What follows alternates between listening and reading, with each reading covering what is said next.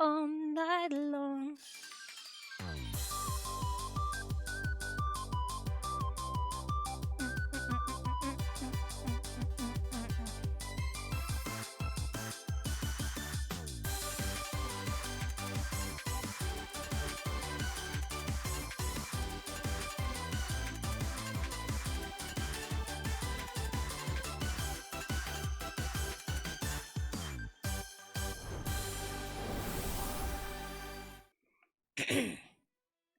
I want to go on record and just say that Colonel Sanders is pretty hot in this game.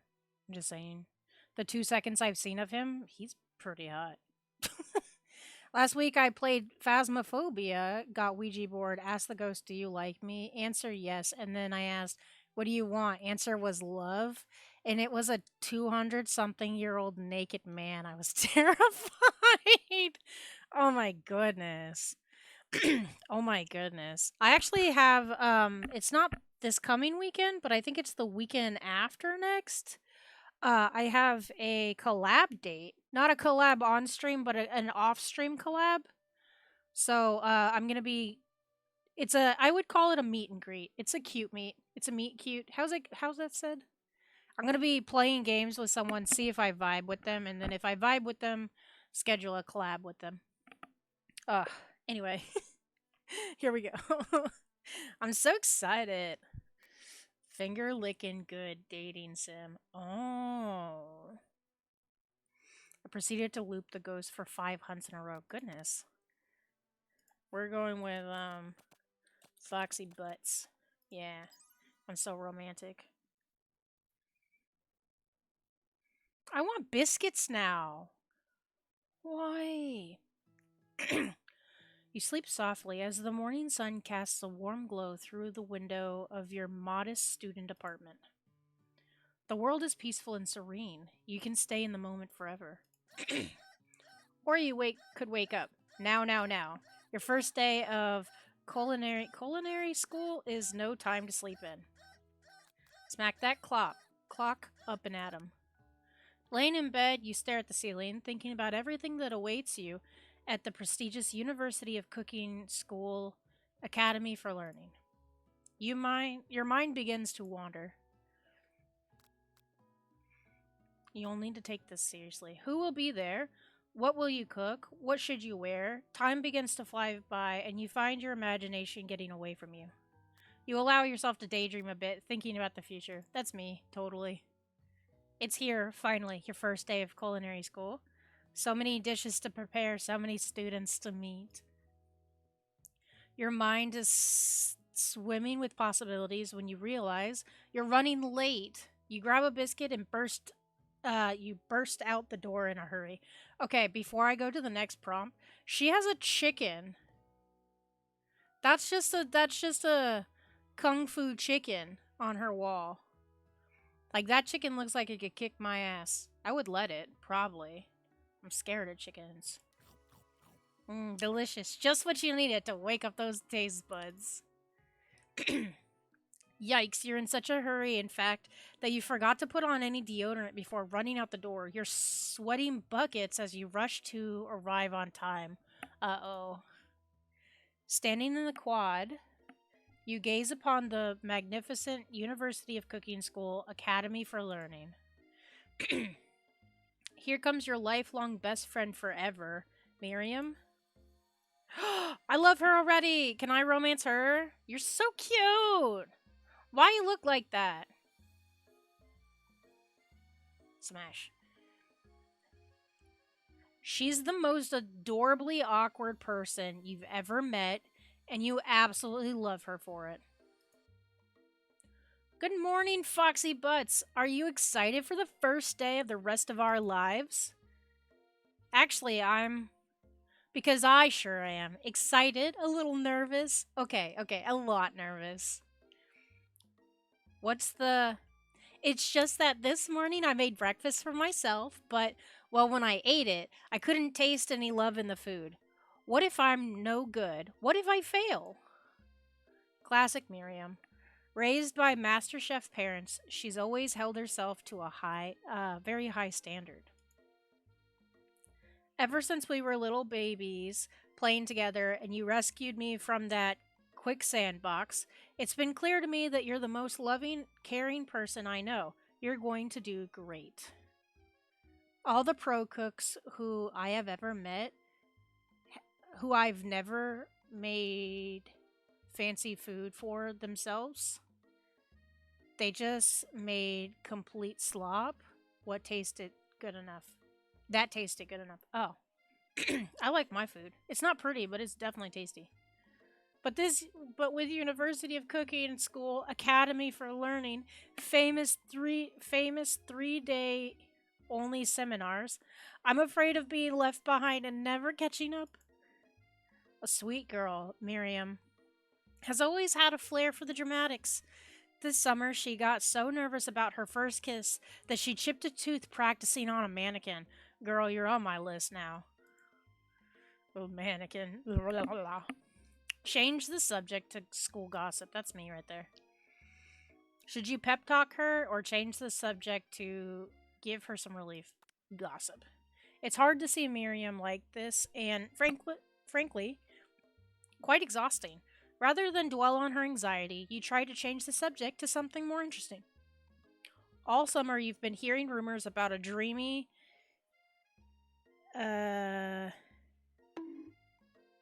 enigmatic mystery student who is enrolled at the school. Oh my god, are we gonna be students with Colonel Sanders? I want to hold his hand. Gimme! Yeah, that's a little worrisome, but you'll be fine. Now, what about this mysterious student we read about on the school message board? Any new deets? Oh, get this. I heard his name is Harland, and he's no ordinary student. They say he has powers. He's had them ever since he was born. From an egg. An egg? Like a chicken? Don't be ridiculous. But that thing about having powers, it would line up with some of the other rumors I've heard. Like I heard he once fought a bear with just his smile. Oh my god. You both sigh, thinking about a student so handsome that the laws of physics don't dare apply to him. Dreamy. Before you can get another word out, you're rudely interrupted when someone smacks your books and custom engraved measuring spoons out of your hand and onto the ground. Hey! It's Ashley. Jesus Christ, I'm a villain in this. Why am I always a villain? Justice for Ashley. God, she looks like a bitch, though. Your arch rival, she's totally evil, but you can't help but be filled with jealousy. She can get anything she wants, and she knows it. Smash. I mean, shh. You can't bonk me when I said smash. Hello, Ashley. Oh, I didn't see you there, chicken shins. You leave Fox Butt's shins alone. That's right, you tell her, girl. No one messes with my shins or my butts. They are perfectly normal shins. You can't stand Ashley. Even her name is annoying. Listen. You know for a fact that it's actually Ashley, but she had to add extra letters to make herself feel better than everyone. If anyone here knows what perfect shins look like, it's us. That's a weird flex. We're not going to let you or your really weird insults get to us. Across the quad, you see Ashley's best friend, Van the Man. Oh my god, what is this? I've never seen someone play this game. I just want full disclosure here. I'm going in 100% blind. I had to ask my friend who's played this game. I was like, listen, real quick, I'm not going to see titties and peepees, am I? He's like, no, not that I know of. God damn, what is this game? Has stopped to look at his own reflection in the mirror. His pants are so tight you can see him casually working out his glutes while he styles his hair. What a sentence! No lie, they're rockin' glutes. Why are we staring at his butt? Van. You rang. Oh my god, who is this? Is he from is this the JoJo's Bizarre Adventure guy? Is this the main character of that? I've never seen it, but he looks like it. What are you doing? Are you JoJo?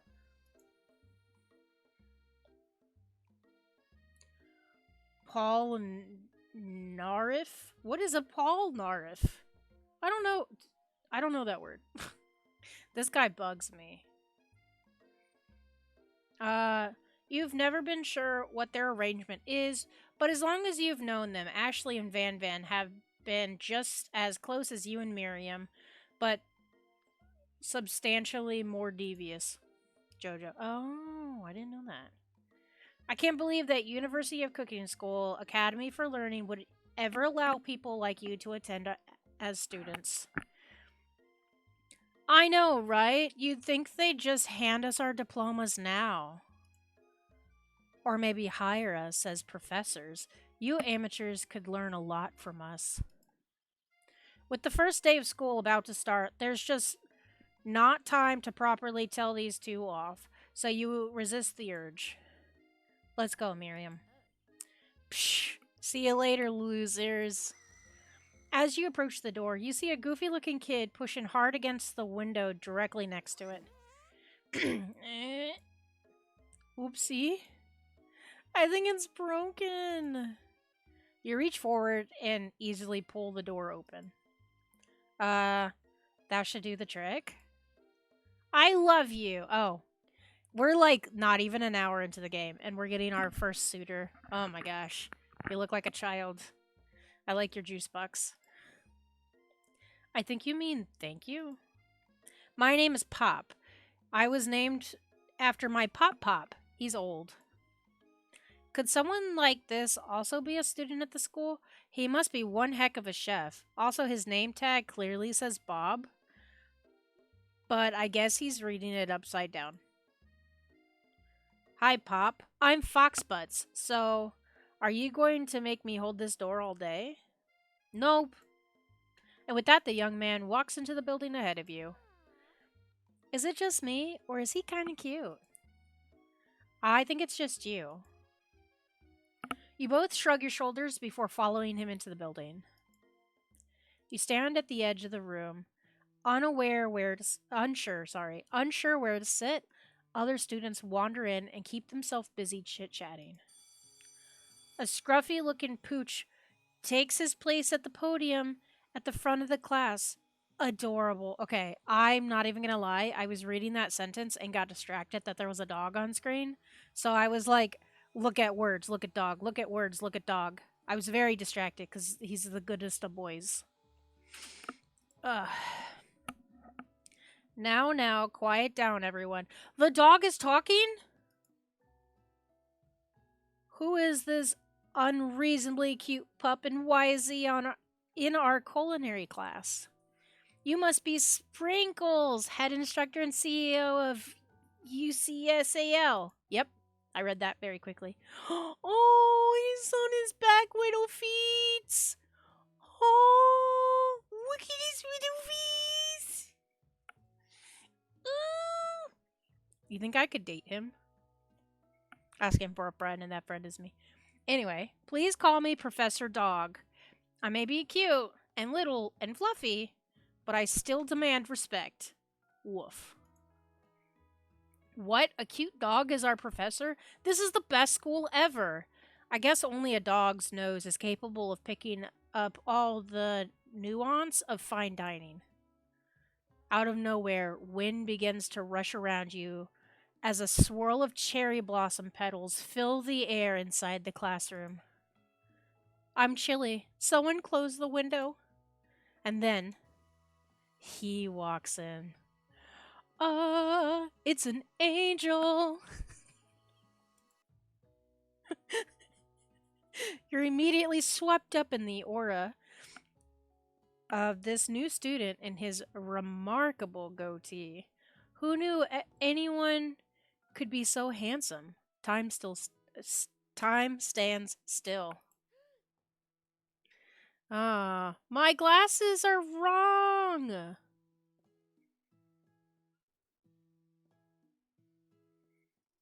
My glasses are wrong.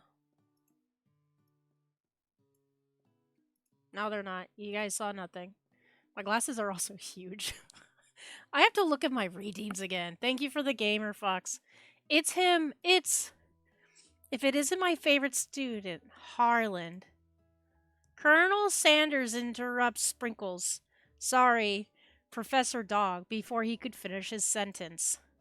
Please, call me Colonel. Harlan is Colonel Sanders? Who's swooning? Show of hands, who's swooning in chat? Is it just me? Is it just me? I think it is. Colonel Sanders. A hushed murmur rolls through the classroom as Colonel Sanders walks down the aisle of desks. Suddenly, the room is sweltering. Sweat begins to bead across your brow. You feel like everyone is looking at you, and you're not entirely wrong.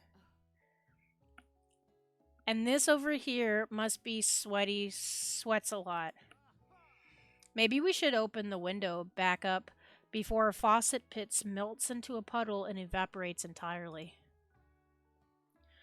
You two both know my name. We were in the same kindergartner class. And what is with all of your really weird insults? You turn to find Colonel Sanders standing right in front of you. Colonel Sanders, beautiful angel that he is, stands before you, smiling gently, his hand outstretched. Boy, howdy. Oh my god, what? What do you mean, boy, howdy? Oh, this classroom gets hotter than a Kentucky fryer. Should I give him a southern accent? Boy, howdy. This classroom gets hotter than a Kentucky fryer. No, I don't like the southern, actually. Please use my handkerchief. Oh. Oh, he blew me a kiss? Guys, I gotta take a break already. I gotta take a break already.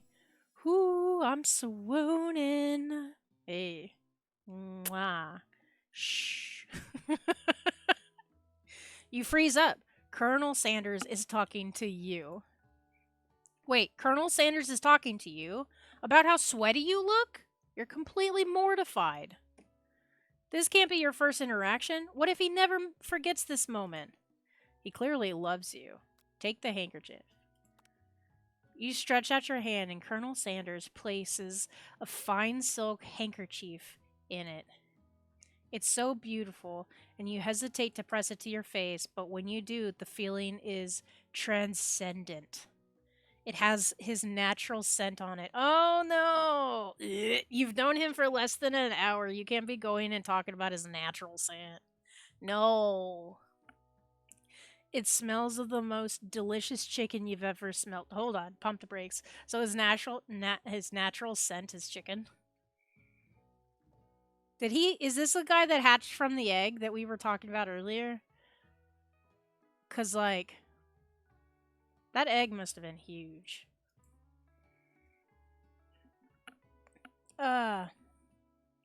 Professor Dog steps in and settles the class down and gets some ground rules. Welcome to University of Cooking School, Academy for Learning, the greatest culinary academy in the world. Also, I thought, for whatever reason, in my head, I thought Colonel Sanders was going to be a teacher. I didn't think he was going to be a student. Just wanted to, make that clear. The birthplace of culinary legends, past, present, and future. Many challenges await you. There will be tears. There will be blood. There might even be really adorable tiny food. And when all is said and done, there will be a battle. You will lift your sporks and compete in the broom cooking arena. Just then, another student enters the classroom and interrupts the professor's rousing speech. Hi guys, sorry I'm late. I hope everyone had a good summer. I really miss quiet. Late to class is bad enough, but interrupting my monologue? You're on the fast track out of here, young man. Are you sure you're even in the right place?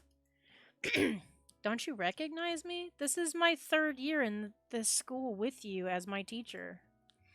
Everyone stares at him blankly. Does no one remember me? I'm. You're expelled if you utter one more word before I finish. Oh, look at the grumpy pants. Look at the grumpy boy. Oh, he's a grumpy boy. He's a grumpy boy. Let that be a lesson to you students that tardiness is unacceptable. Even Clink made it here on time, rolling halfway across town on his tiny wheels. You turn to see the student Sparkles is referencing, who appears to be some sort of industrial kitchen appliance. What the hell? Zzz. The class bursts into laughter. Look at his. Oh, he's behind my head. You guys can't see him. He's making a face. It's cute. Oh, Clank, you rascal. Sprinkles walks in the classroom as everyone stands in silent obedience. When he gets to you, he lifts his nose into the air and takes a deep sniff. Your diet is lacking. Based on what I'm picking up here, you definitely need a multivitamin. You should be taking better care of yourself. Oh, dissed by a dog. You've never had a talking dog as a teacher before, but Sprinkle's reputation for being smart but tough is well known. Thank you for the hydrate and the stretch. You decide to try and butter him up by giving him a treat from your pocket. But what kind? Chicken snack. I'm going to do the hydrate real quick. You reach beneath your apron and return with a chicken snack in your hand. Sprinkle's eyes go wide as he locks onto it. His favorite! Well, well, well. I think there might be some competition for new star student. Boob crumbs. No, I gave him a chicken treat from my pocket, not from my bra. No boob crumb. The furry professor immediately devours the snack, leaving your hands slick with a coating of warm doggy drool. Ugh, please be professional. You see the other students eyeing you jealously, but pay no mind to them. If they wanted to succeed in life, they should have learned the importance of carrying a range of dog treat flavors on them at all times. Settle down, young chefs. Take your seats and prepare to have your minds open to the amazing possibilities of culinary creation.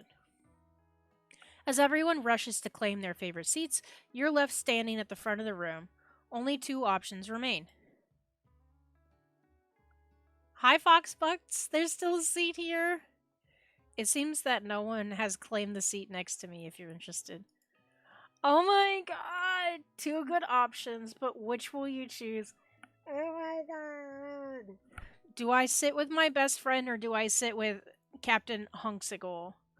What do I do? On one hand, her and I could be talking hot gossip during class. But on the other hand, we could talk hot gossip at lunch after I sit next to Mr. Cute Booty.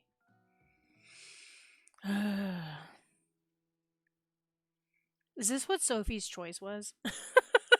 I've never seen that movie. Is this like Sophie's Choice? Oh.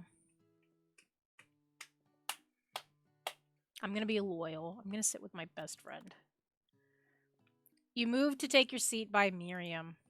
I'm so glad to have you near me to support me through this class. Of course, you're my best friend. Who else would I sit by? Colonel Sanders?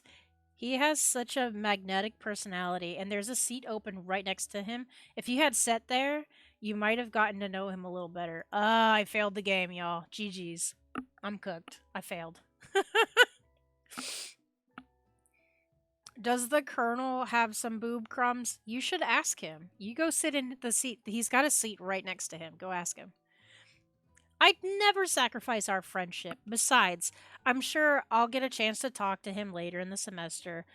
I've got 3 whole days. It's like a lifetime. What are y'all are crazy.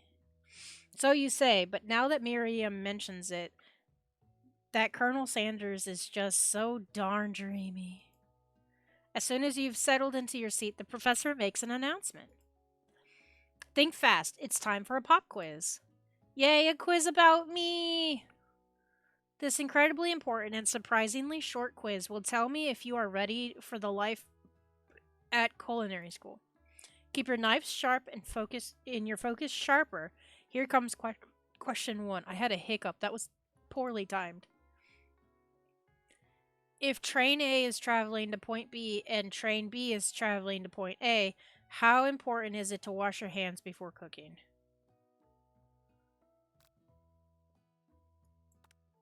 That's right. That was so weird. I didn't even read the options. Hold on. Forest is to tree as chicken is to feathers. That's right. What is the most efficient eating utensil ever created? A spork? That's right. What food is best known for a broken heart? Ice cream. Is best for a broken heart. Anything as long as it's prepared with love and not too much salt. Camel meat. Camel meat? A pancake that looks like a silly face.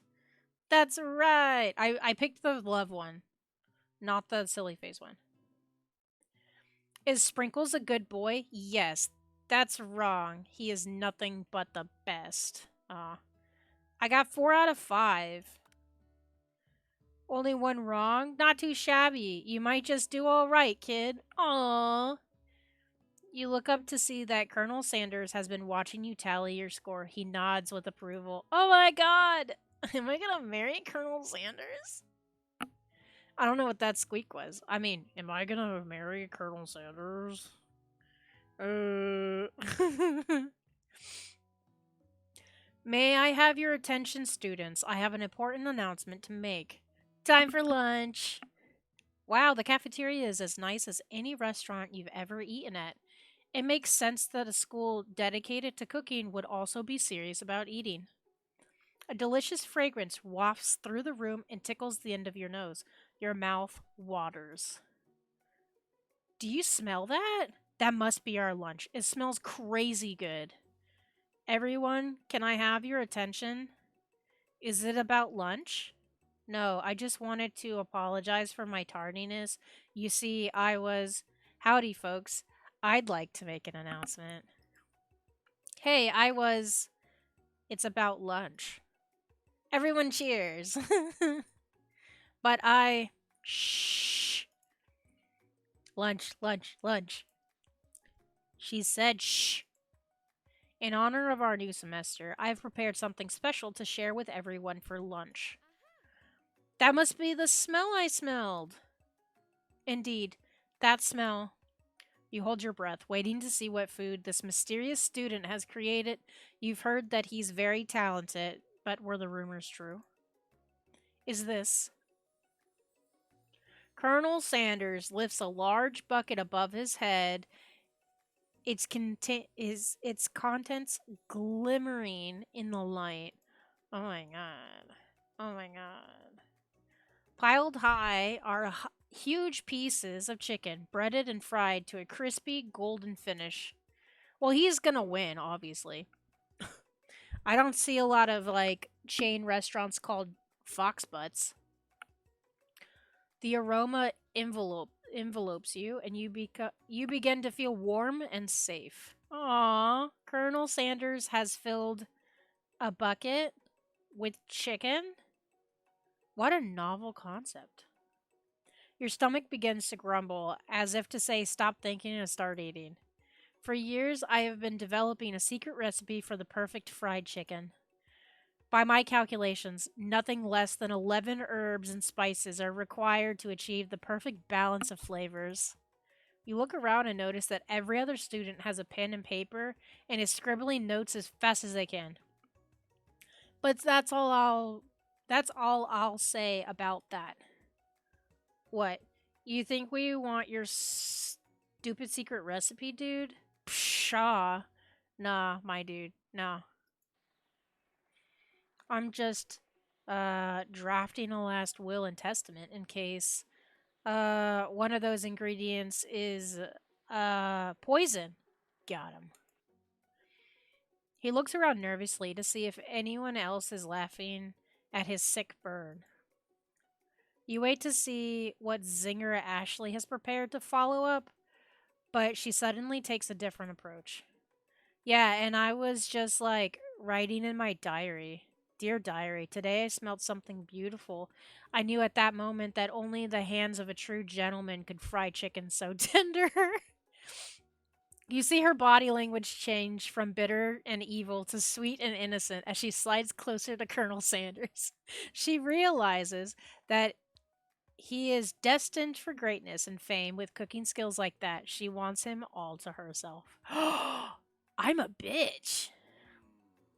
Oh, please. Well, Van, the man, if you don't want any, I'll take his. Whoa, hold on. I mean, I guess I'll try it. He takes one bite and his eyes grow wide. He starts contorting his face as he tries to hold in his pure exhilaration and act unimpressed. Easy now, there's enough for everyone. Please, my fellow classmates, dig in. You take one of the pieces of fried chicken out of the bucket and sink your teeth into it. It's amazing. Tasting Colonel Sanders' food teleports you to another dimension. What? Alone with your taste buds, gripping a drumstick in your hand, you float weightlessly. Focus your mind and meditate on this moment. Try and identify every flavor. Savor the moment and everything that it tells you about Colonel Sanders' culinary heart. Swim towards the light. Going with the second option. The flavors in your mouth are beautiful, pure, heavenly. What a guy. Alone with the flavors, you feel something that can only be described as love. For a man. For a man? For a flavor? Are they the same? After tasting his food, you try to get some one on one time with Colonel Sanders. Hey, yo. Not a man. Not a man! How dare it be a man? You approach Colonel Sanders. Colonel Sanders smiles ever so softly as you approach. He stops what he is doing and allows you to break the silence.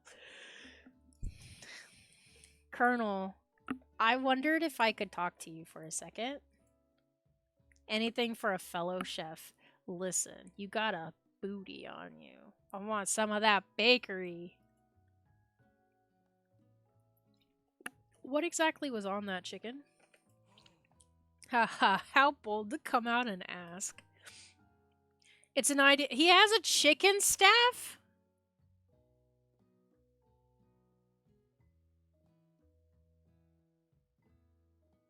Okay. I I just noticed his chicken staff. I don't know if it's appeared on screen yet. I just now noticed it.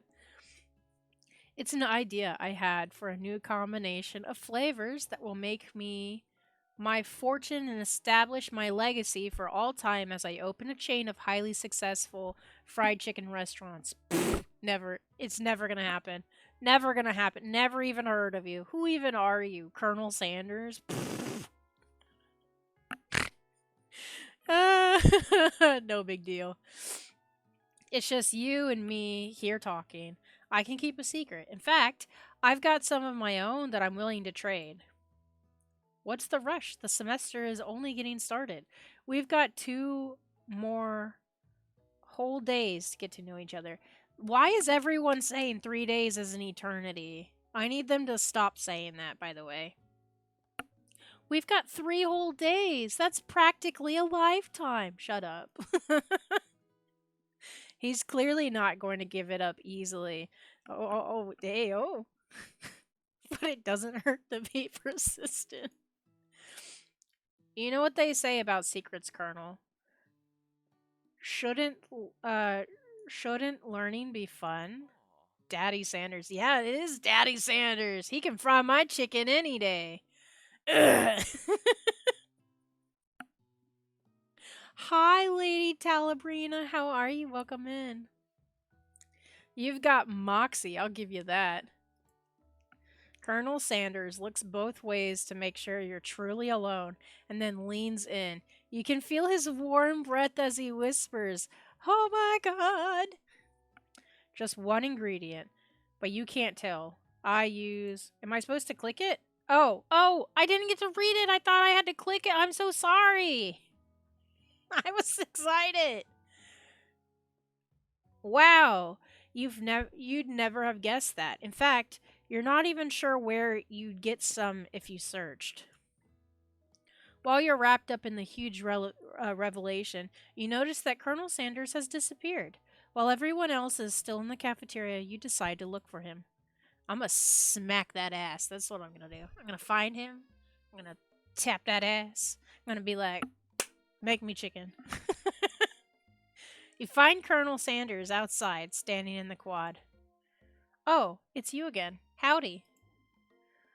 Sometimes I like to come outside and look at the school buildings. I think about how my story will continue on after I've graduated. It sounds like you have big plans. I dare say, the biggest. I will leave my mark on this world. You can bet on that.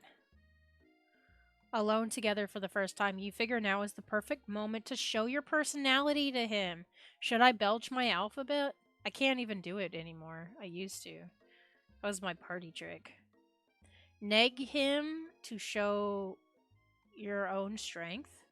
Wow him with a big idea to add additional ingredients to really spice things up. Be modest but thoughtful. I'm going with modest but thoughtful. Well, I just wanted to tell you that I really enjoyed your food. Tucks hair between behind ear. I can't talk. He's too good looking. Words are harder. Now you're getting his attention. Am I? I'm shouting things at him. The flavors were complex, but comforting.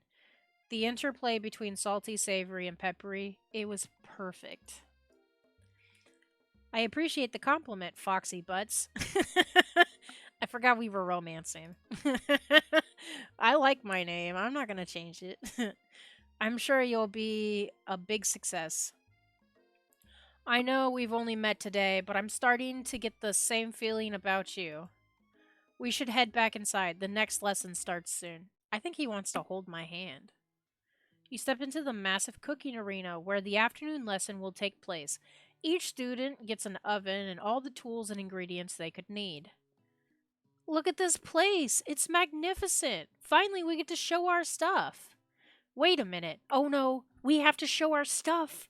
What if I totally blow it? You're not going to blow anything, except maybe kisses to the crowd of fans you're going to earn with your signature adorable tiny food creations. Welcome, students, to the cooking arena. For today's lesson, we'll be cooking with partners. Hurry up and pair off. Naturally, Miriam looks over at you, but unable to control yourself, you pounce on Colonel Sanders. You made her cry! Well, shit, I'm an awful person. Damn it. Hey, Colonel, would you like to tackle this lesson as a team? A team of two? That is, you and me, if that wasn't clear. I'm so subtle. Want to be my partner? Sure, Foxy Butts. I'll prepare our station. Without you as a partner, Miriam is left standing all alone. Two different students quickly take notice. Hello, new partner. Beep boop. Zzz. Oh my, two potential partners. I'm so sorry, gentlemen, but I don't know who to choose. It looks like you'll have to pick for her. Friend duties can be a little awkward, but that's the price you pay for being alone forever. Not being alone forever. What do you want to ask? Who do you want to ask to be Miriam's partner?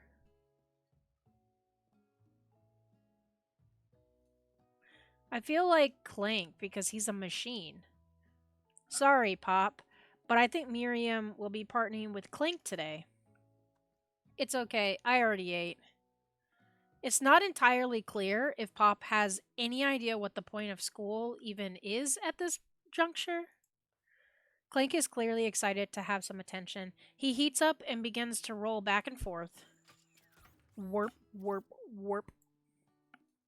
Hold on there, fella. We don't even know the assignment yet.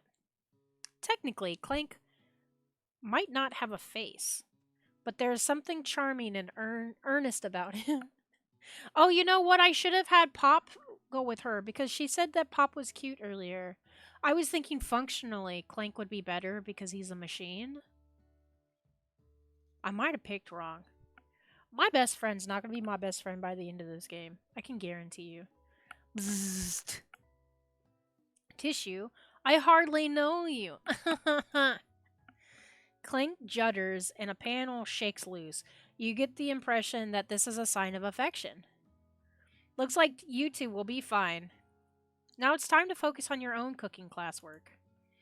Alright, you two, for today's lesson, we're going to keep it simple. Pick a basic dish and divide up the steps. No chef is an island. It takes 2 flints to make a fire. You get the idea. Which dish do you suggest to your partner, Colonel Sanders? Steak tartare seems easy enough. It's fancy and you don't even need to cook it.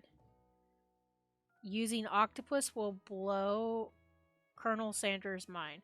Your grandma's mashed potatoes and gravy. Yes. I've always been something of a down home chef. I was thinking we could make something warm, inviting, comforting. Maybe mashed potatoes and gravy? I couldn't imagine one without the other.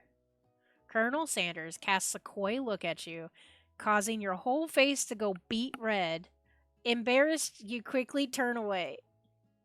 I'll go get the potatoes. No, please, let me. Picking perfect produce is a passion of mine. Looks like things are getting pretty fresh around here. Does someone have a crush on Colonel Sanders? We're just cooking partners. Mind your own business. Sanders' heart is my business, and you'd better keep your fingers off of my man. Did someone call for me? Ugh, no. Jeez, Van. While I'm over here crushing Foxy Butt's dreams, you're supposed to be taking care of our classwork. That was the deal, remember? Colonel Sanders returns. Armful of peeled potatoes, he tosses them into boiling water and turns his attention to you and your old friends.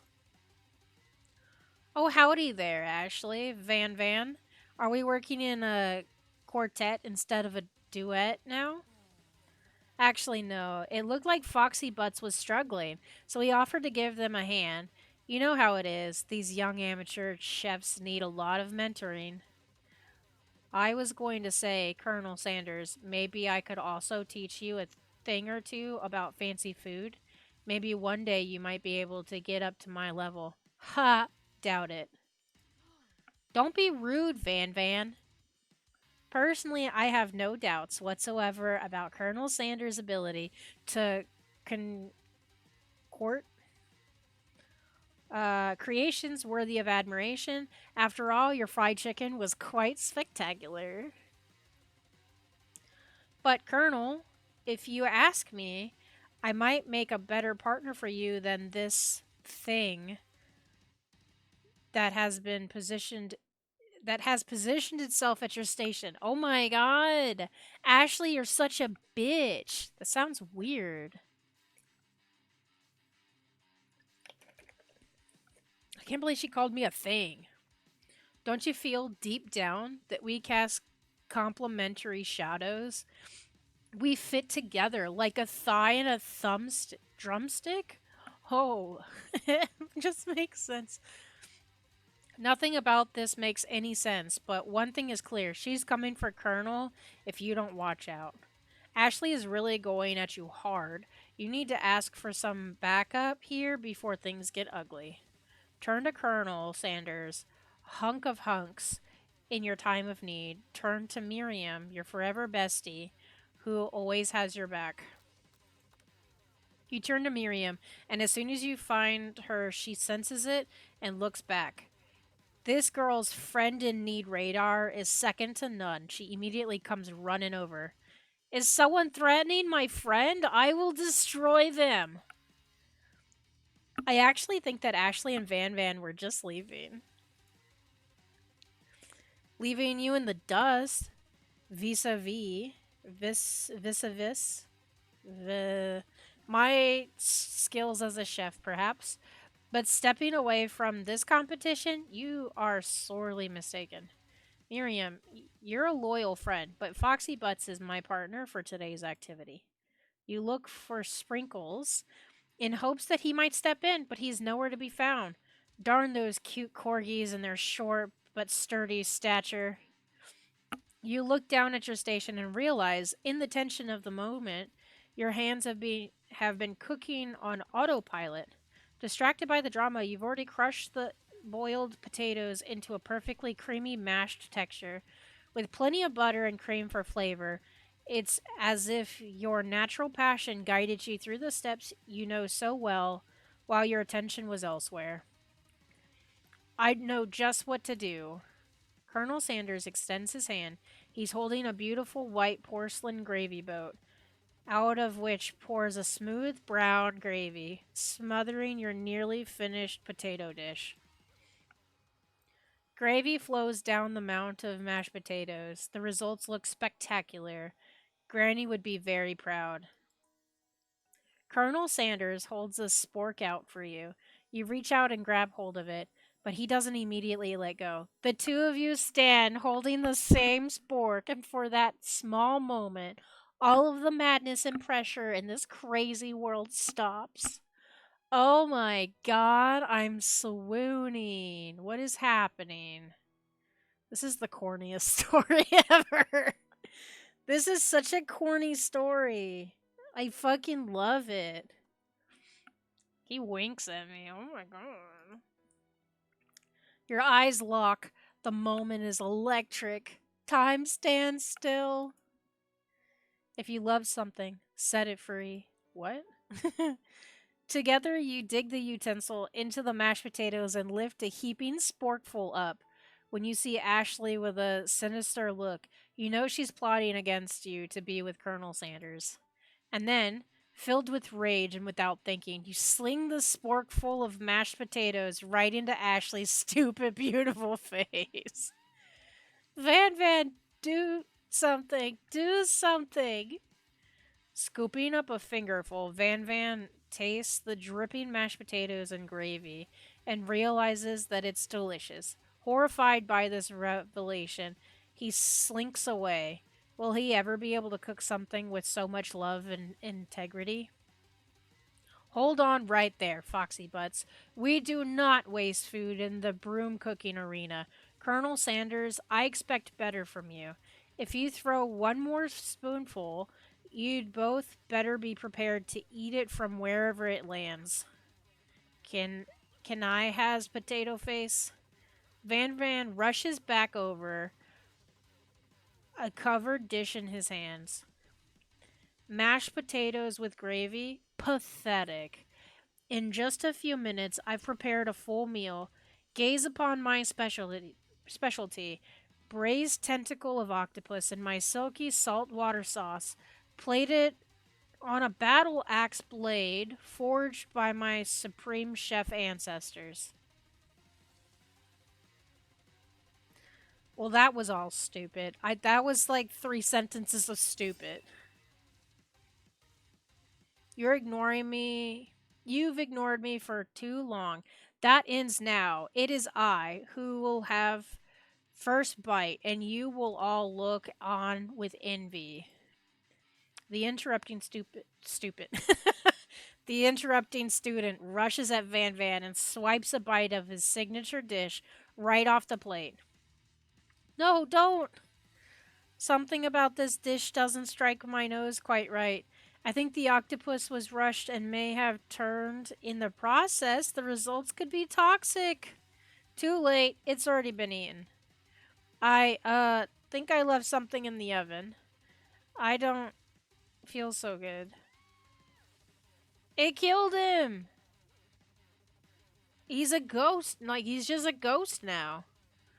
Everyone step back. Don't take another bite.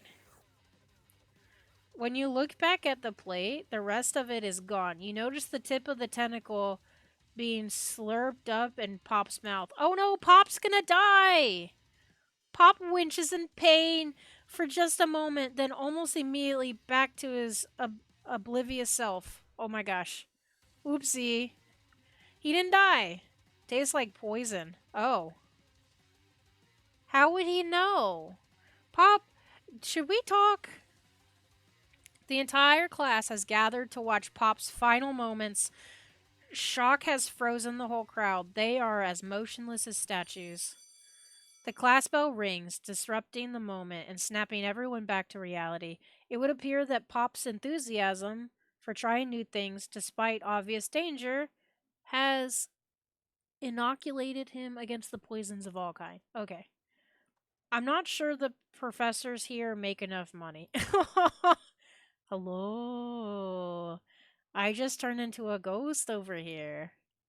Seeing that you're shaken up by that really annoying student and all his nonsense, Colonel Sanders approaches you. I'm sorry you had to go through that. Please, let me walk you home. Yes, please. Hold my hand. What? Like for real? Oh, come on. You follow Colonel Sanders out of the room. Oh. At night, the school building has taken on another vibe entirely. It's dark and more than a little spooky. Colonel Sanders stands in the quad's neon glow. It speaks softly. Those mashed potatoes you made in class today. Before you go on, I want you to know they're not a great representation of my skills. I didn't even realize I was making them.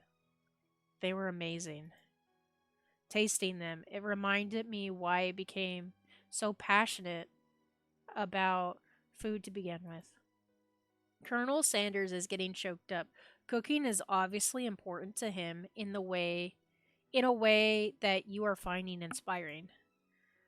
Now might be the perfect time to tell him you're developing feelings for him. Colonel Sanders? Yes, Foxy Butts? There's something I need to tell you. Hold it right there. There's something I need to tell you first. Oh, jeez. You see, when I was just a boy, I had a dream that one day I would be the greatest chef the world has ever seen. Wow, he's over here making declarations like he's fucking Luffy from One Piece. Get a hold of yourself, my guy.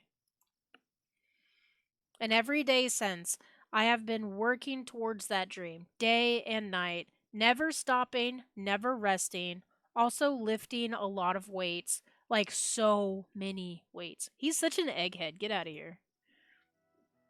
We should follow our dreams with all of our hearts, that our souls may grant them with wishes, like wishes floating on a shooting star. Hey, no, you, shut up. I'm the one here to say inspirational stuff and be the star of the story. Are we forgetting that your cooking literally killed a guy? You can't prove that. I also saw you kill that guy. What was his name? Somewhere in the distance, you hear a long, sad sigh. Oh, the ghost sighed! Uh, Pompadour is the hair we all should thrive for. No. No. No. Forget him. We're talking about me. Me, me, me, me. I'm the hero. You literally just killed someone. The spork monster is here to fight a hero. I think I left the fridge door open. Later, nerds. Oh, there's an Altaria in chat. Hold on, guys. I gotta spam. I need an Altaria. How dare you threaten me? Just as I was letting down my guard and connecting with another chef on an emotional level. Be afraid, be very afraid of me because I'm a monster. See? Is he rhyming on purpose or is it just a coincidence? But before you can discuss uh, syntax any further, it's a turn-based fight sequence. What will you do? Attack. You just decide to go on the attack. Which attack will you use? Cook with Love. Cook with Love does 1 damage.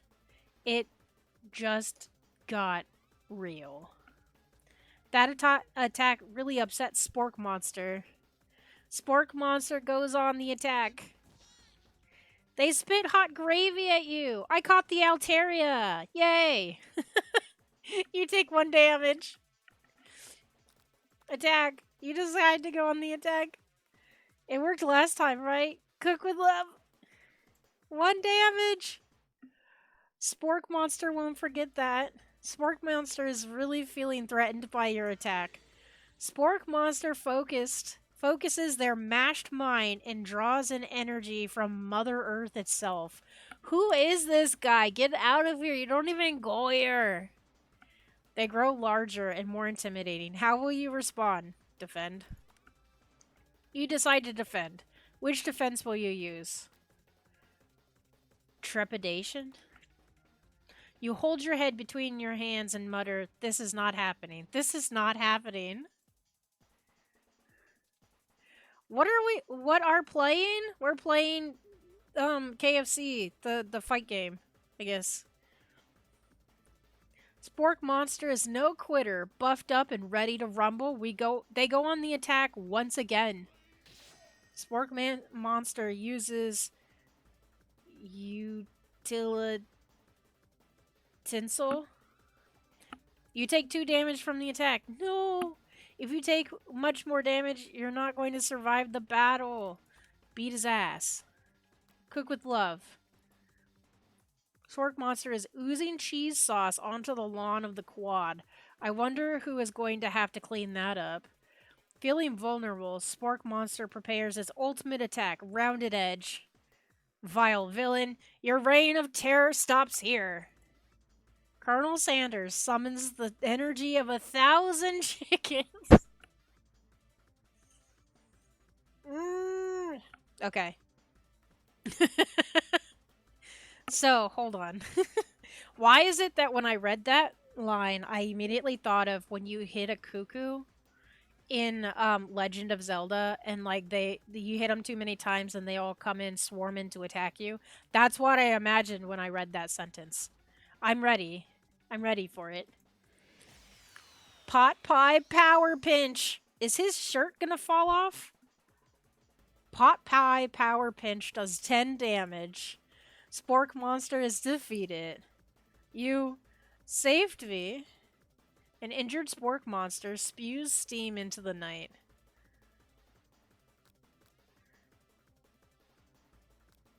Forget mercy. Finish him. Spare this wretched beast. Finish him! No student will ever walk the quad in fear again. This monster messed with the wrong chef. Attack. You ready for your final attack? You'll never survive my student debt loan destruction. Oh my god. Does 10 damage. Spork Monster is completely vaporized. Colonel Sanders looks on in awe. Oh man, I think he's falling for me, y'all. It bugs me that he's in the corner here and not front and center. You continue to surprise me, Foxy Butts. Yes, yes I do. The defeated monster left behind a special item. It appears at first to be a cookbook, but upon closer inspection, it's much more. Also, welcome in, Joanne. It's a book of magic spell with a golden chicken on the cover. You open the cover and find a library card tucked inside. The last name to have signed it out is Borko. Borko. That name sounds strangely familiar. Your blood is pumping as you stand in the quiet of the night, holding the mysterious book in your hands. As you come down from your battle buzz, you realize that your final attack has left you completely depleted. The world around you begins to fade away. Without any energy to keep your eyes open, darkness overtakes you. The image of Colonel Sanders flashes before your eyes as you fall asleep. He must have helped you get home. In your tired state, you don't know if you could have made it without him. What a guy. Aw. You want to thank him, but you don't have the strength to utter a single word. You feel your covers being pulled up over you as you are tucked in tightly. Good night, my Colonel. In your dream, you're together with Colonel Sanders. For some reason, Sprinkles is also there, instructing your love. Dreams are weird. There he goes. Away! Oh, the ghost got a chicken too. You awake on day 2 and attempt to process the weird visions you had. Were they memories or premonitions? And then there was that secret ingredient that Colonel Sanders went ahead and told you outright. Not much of a secret, huh? It's probably just because he already trusts you so much. Sure, that makes sense. We'll go with that. So is the point of the game to get Colonel Sanders to kiss me? Cuz like I got to get my chapstick ready. I feel like he's going to kiss me with the power of 1,000 chickens. I hope. I hope. You meet up with your bestie in front of the school. Before you can tell her about the encounter with the spork monster, she launches into a story of her own. Okay, I know this might sound a little strange, but I think I might be I think I might like Clank. It's a quest for his chicken. Oh. Like him like like? I know it sounds like it's moving too fast, but there's something about him. I like him. Like him. We got to talking after class and he's actually a total sweet guy. Not only that, but he's really smart. He told me all kinds of stories about Colonel Sanders. Did you know that Colonel Sanders was the most popular kid in his high school? No, but that does make complete sense.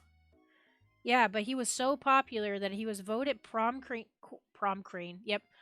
king at the school he didn't even go to, and was also the convertible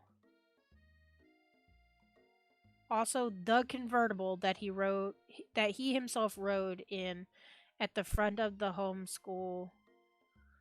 homecoming parade. Oh, he was in the convertible? This makes it sound like he was a convertible. Nice. He's a car now. I'm thinking maybe something got lost in the pressure cooker language translation there. Either way, maybe it'd be best if you took it slow with this new boy, like I am with Colonel Sanders. You and Colonel Sanders, the coolest guy in school, the most famous student to ever attend University of Cooking School Academy for Learning. I lost my breath and I couldn't finish that sentence. You're a thing now? We definitely connected yesterday. Ooh, woo. Sure you did. You're great. Why wouldn't he be with you, I get? Or why wouldn't he be into you, I guess? Ooh, are you jealous? Laughing at the implication that you and Colonel Sanders might be a thing is definitely not cool. You are great. That's right. You have no idea. You have an idea about how to prove that your love is real. Well, if he's not into me, why did he tell me one of his secret recipes? Your bestie's eyes light up. A secret ingredient? Oh, it said ingredient, not recipe. Yeah, I just said that. A secret ingredient. Is there a dramatic echo in here? Miriam checks to make sure you're alone before continuing. So this summer, while I was on vacation with my family, a lovely man approached me in the botanical garden where I was wandering. This can't be good. He told me all about his passions for spices. Secret spices. The man even gave me some to show me what he meant. He said it was a powder created from super duper rare dried flower petals, and that if I did him a big favor, I could have some of my own. Please, Miriam, don't tell me. So I filled my suitcase with them and brought them home. He was so nice. He even met me at the gate when I arrived. Later, when I cooked with them, a very strange feeling came over me, and the flavor was unlike anything I've ever tasted. I think you're being very liberal with the meaning of spices here. Whatever. Anyhow, we both share an interest in cooking, so we've stayed in touch, you know? Like pen pals. I bet he would love to know about new spices. Well, I'm definitely not supposed to share Colonel Sanders' secret recipe. And besides, I only know the one ingredient, so I doubt it'd be much use to anyone. Please, please, please. It would mean the world to me. No one has to know it came from you or from Colonel Sanders. What do you think? Should you protect Colonel Sanders' secret or share it with your bestie? See, okay. If this was a friendship simulator, I would say send it to her friend. Make up a fake ingredient. You quickly think of a fake ingredient name? I don't know. How about it was Eye of Newt? I know sounds like some kind of witch potion, but what can you do? Eye of Newt? Wow! Her eyes light up, imagining such a thing, and you figure that you've satisfied her curiosity and she'll move on. However, she immediately turns around and does some thumb typing on her phone that you can't quite see. That's probably not good.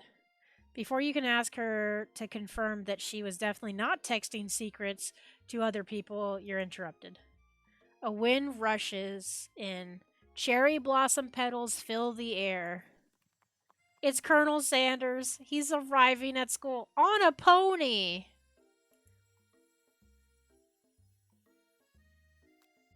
Stand back and admire his magnificent or his majestic glory or run to him. Run to him. I got no chill. You decided the best way to show Miriam how serious you and Colonel Sanders are would be to run to him. Surely he'll sweep you up onto the back of a stallion and you'll ride away together. That'll show her good. Oh, Colonel, my Colonel! However, your sudden movement surprised the horse and it rears up, kicking you directly in the face. Yay. The force of the blow completely knocks you out cold. In the darkness, you see a vision. Ooh, foxy butts. I'm here to deliver you a message. Not this guy. It is important that you remember this, exactly as I say it. If you forget, the world could end. So, it's serious. Okay? I've been trapped in a realm beyond, but a great prophecy relies on my return. Only you can save me. All you need to do is repeat my name 3 times. And that name is. But before you can continue, you suddenly awake. Nobody wants me to know this kid's name. Aw, jeez. You awake to find Colonel Sanders tending to you.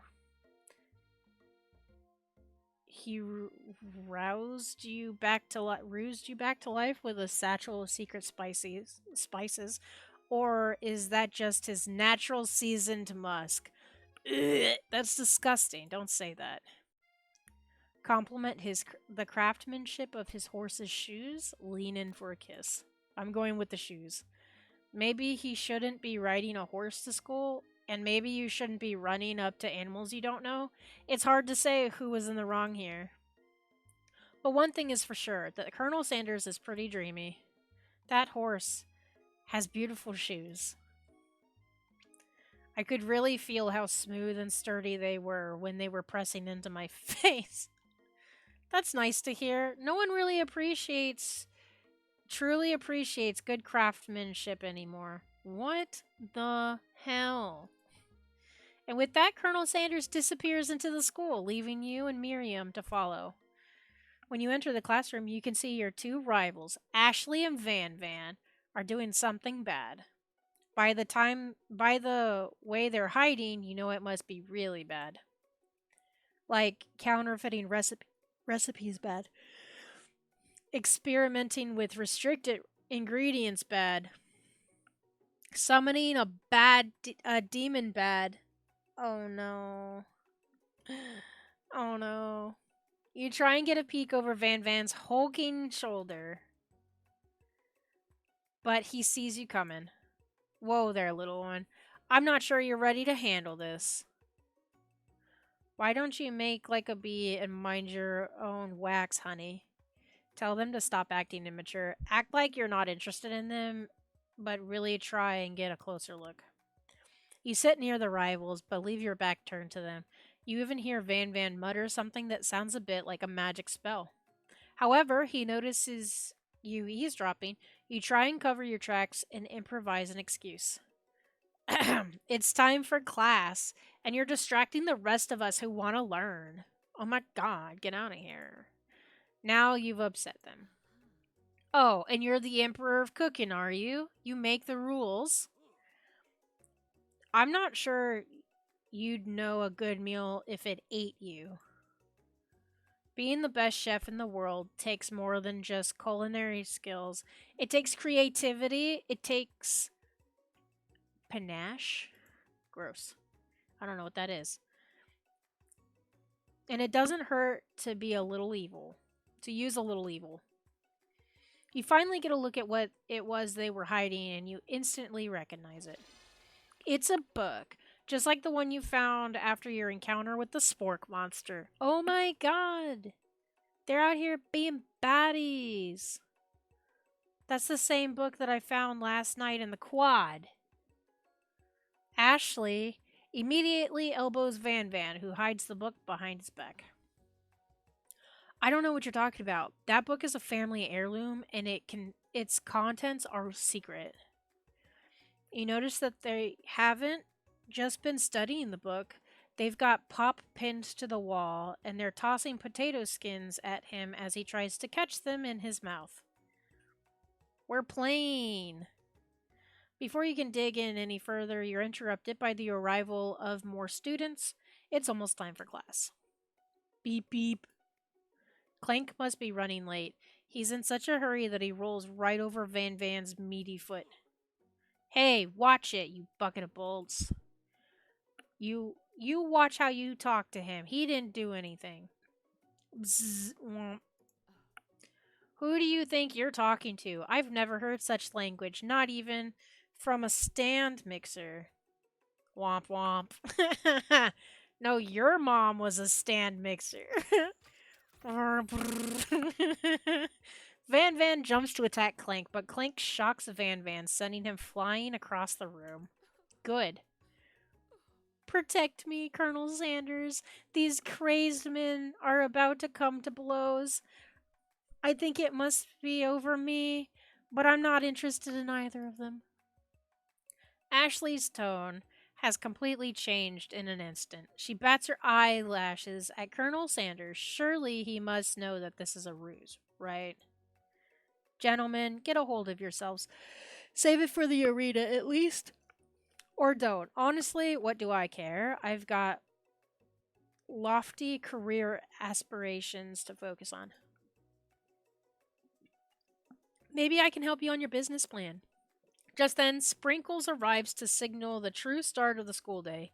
He's panting, which doesn't seem that abnormal. He's a professor, but he's also a dog. Students, please take your seats. I apologize for my late arrival. I spent the morning chasing a car all around town, and my tiny legs are very, very tired. But I'm here now, and I hope you're ready to learn. Rub his furry dog belly. He loves it. Sprinkle stops in his tracks, sniffs the air around you. Something has him in a trance. It's the scent left on you from Colonel Sanders. Sprinkle jumps on you and licks your face. Down, boy. Down. Off hoppin'? Off toppin'? That command, shouted by Colonel Sanders, has snapped Sprinkles out of his trance. I wonder what's up with that. Sorry, I got a little carried away. After he catches his breath, Sprinkles regains control of the classroom. Without further ado, we'll review the global history of my favorite fowl, the chicken! You want to pay attention to the lesson. Truly, you do. which is why in 1776, at the signing of the Declaration of Independence, it was a chicken who first signed their name.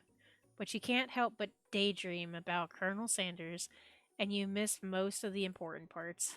When you come to, Sprinkles is holding a tray of food in front of you. Well, Foxbutts, naturally, this appears to you to be a sample platter. Which item do you want to sample? A glass of water, a shimmering pepper, a dog biscuit. Shimmering pepper. A brightly colored pepper stands out from the other items. It sparkles in a most eye catching way, so naturally you reach out, grab it, and eat it right away. However, your body is not prepared for the heat. The pepper has triggered an intense spice hallucination. It feels like forever as you trip through the universe. My friend, ooh, this guy again.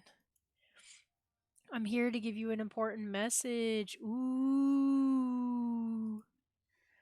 You must avenge my death and fulfill your destiny. All you must do is. I was saying to fulfill your destiny, all you must do is. Sorry, I think I've still got some spice stuck in my throat. It's fine. I'll work through to fulfill the prophecy. You must. You feel yourself begin to regain consciousness. Oh, man. You come to and find everyone was staring at you. That pepper was the last of its kind on Earth, and now it's gone forever. You think to yourself, geez, I should pay better attention. We all make mistakes. I'm sure he'll forgive you. Someday? Come on, it's time for lunch. Before anyone can relax, the cafeteria lights dim, and your rivals enter to make a dramatic announcement. Today's lunch will be prepared via timed competitive cook-off. The level of theatrics with these two is off the charts. Demand that they stop wasting everyone's time, step up and tell them you're on. A bit of a lunchtime competition, huh? Count me in. If I have to wipe the tables with you fools before I set my lunch down on it, then so be it. I'm not the fool, you're the fool. Good one, Van Van. I like your gumption, Foxy Butts. I'll be watching your performance. Oh, Daddy Sanders is gonna watch me cook. Just as things reach a boiling point, Sprinkles steps in. Surely he'll put a stop to this madness.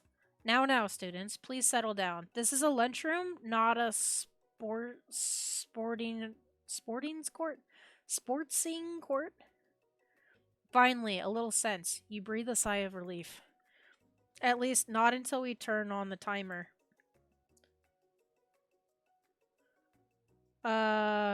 Just then a huge light blasts you in the face, flashing the words timer ready. That's what I'm talking about. Arrgh. I stand corrected. The hard way builds solidly a foundation of confidence that cannot be swept away. And that's an original quote by me, in case anyone was wondering. I hope its message lifts you to victory. Like a diamond, I was formed under pressure, and now is my chance to shine.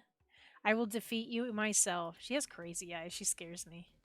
You had his chicken, and you made mashed potatoes and gravy on day one, and you're feeling like you can really impress him again here. It's time to boil some water for the potatoes. Think fast. If the timer runs down, you'll be forced to pick randomly.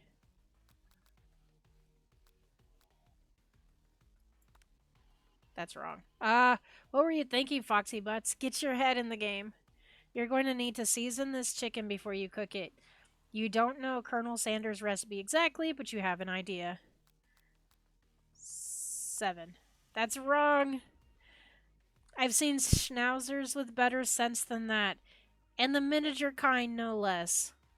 Now that you've got some basic steps going, it's time to elevate your craft. What state of mind offers the most flavor?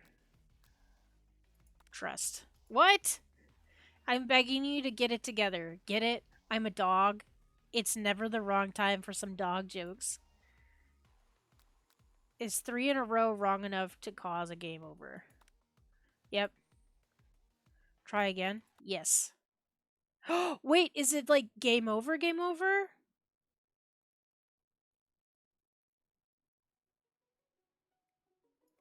Oh. I have to do. I was like, wait a second. I've already swooned for the kernel. Hold on. I'm pushing all the buttons. I'm getting out of here. Okay. Time to start again. Okay. We can do this. We can do this.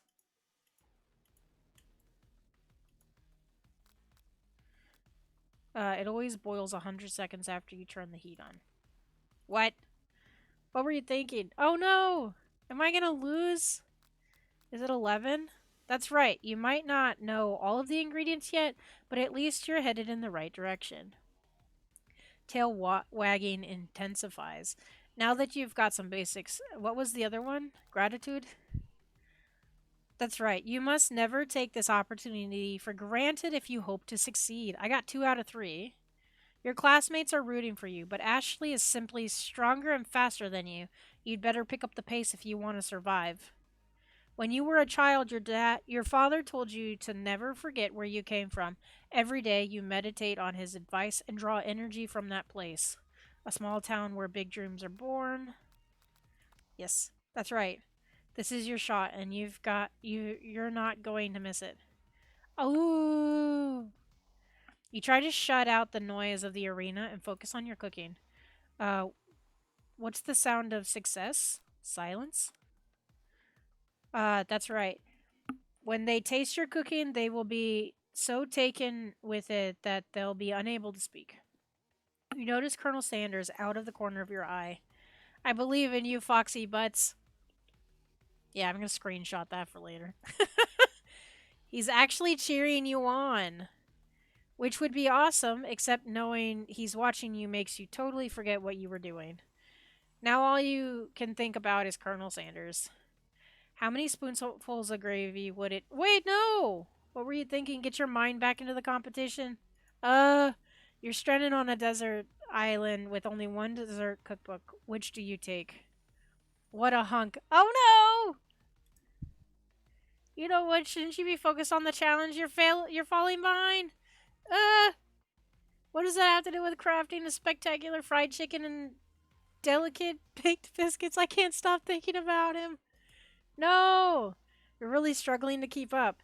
At the next station over, Ashley has already begun plating elements of her dish. It's colorful and complex. To make up time, you toss your biscuit dough into a standard mixture. As you do, the crowd gasps. Ugh, yikes. I know you love nothing more than seeing a fellow appliance utilized in a kitchen battle, but sometimes that means sacrificing the personal touch. You might not have any hands, but Foxy Butts does, and a good chef needs to be touching the dough to know when it's properly mixed. There's an easy way and a hard way. You don't get far by going the easy way. Ah! When you hear everyone talking, you realize how serious your error was. You immediately shove your hand into the mixer to rescue your dough before it's overmixed. Foxy Butts, no! But you're not fast enough and your hand gets stuck. It's immediately crushed by the quickly swirl. When did this become a horror game? Crushed by the quickly spinning beaters. There's no way you'll be able to use that hand for the rest of the match. I don't know what that Pokemon that just dropped is, but I want it. Colonel Sanders shakes his head in shame. No! What you often find is that the easy way can turn out much, much more difficult. Everyone stop what you're doing right now. The battle is over. I lost. I couldn't stop thinking about fucking Hunky McHunksington. It can't be. I was so close to finishing my dish. Sweetheart, look at your hand. You simply can't go on. Oh, that's too bad. And here I am with a completed dish ready to serve. Surely that makes me the winner by default. No, it wouldn't be fair to compare the two. on account of Foxy Butt's injury. You see Sprinkles begin to lick his doggy chops as he locks onto the dish. But I suppose you should at least tell us what you prepared. Well, because I'm the sweetest, I skipped straight to dessert. Under this white chocolate dome, you'll find a wide variety of delights, taking you on a journey of flavor that tastes good and tells a story of excellence. I was going to ask Foxy Butts to do the honors, but since you're injured, I'm afraid that pouring this creamer of delicate hot chocolate sauce might be too difficult. Colonel Sanders, if you wouldn't mind lending me your strung steady hand. Colonel Sanders pours the hot chocolate sauce on top of the dome, causing it to melt away, revealing the ingredients hidden within. Ooh, that's cool. Inside, you'll find the delicate fried cheese croquette atop a slice of honeycomb, ice cream two ways, tender nougat, and pearls of blueberry jelly. I think it's going to be jelly. Colonel Sanders seems intrigued but perhaps not impressed as he dipped his finger in the chocolate sauce. Simplicity isn't your strong suit, is it, Ashley? Oh, you. As he places a sauce-covered finger into his lips, Ashley leans over and whispers something into his ear. A dab of sauce sticks to his mustache. Internalize the rage you feel. Put yourself between Colonel Sanders and Ashley. You reach out with your apron to wipe the sauce off his glistening face. Colonel Sanders recoils and brushes you back. This coatee isn't just a fashion statement, it's also functional. I was saving that flavor for later. What? I was trying to be helpful. Oh my god. I'm failing at love.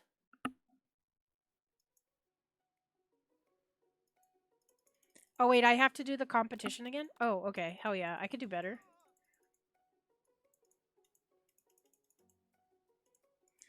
Okay.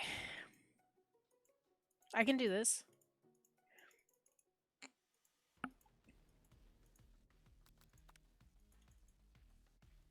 Winner gets to rub my furry belly. Let that enticing offer motivate you.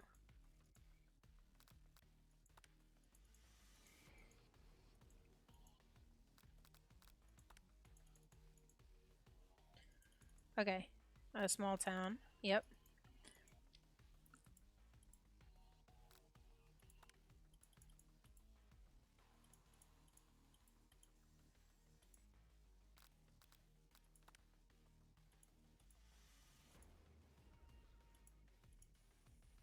Ah!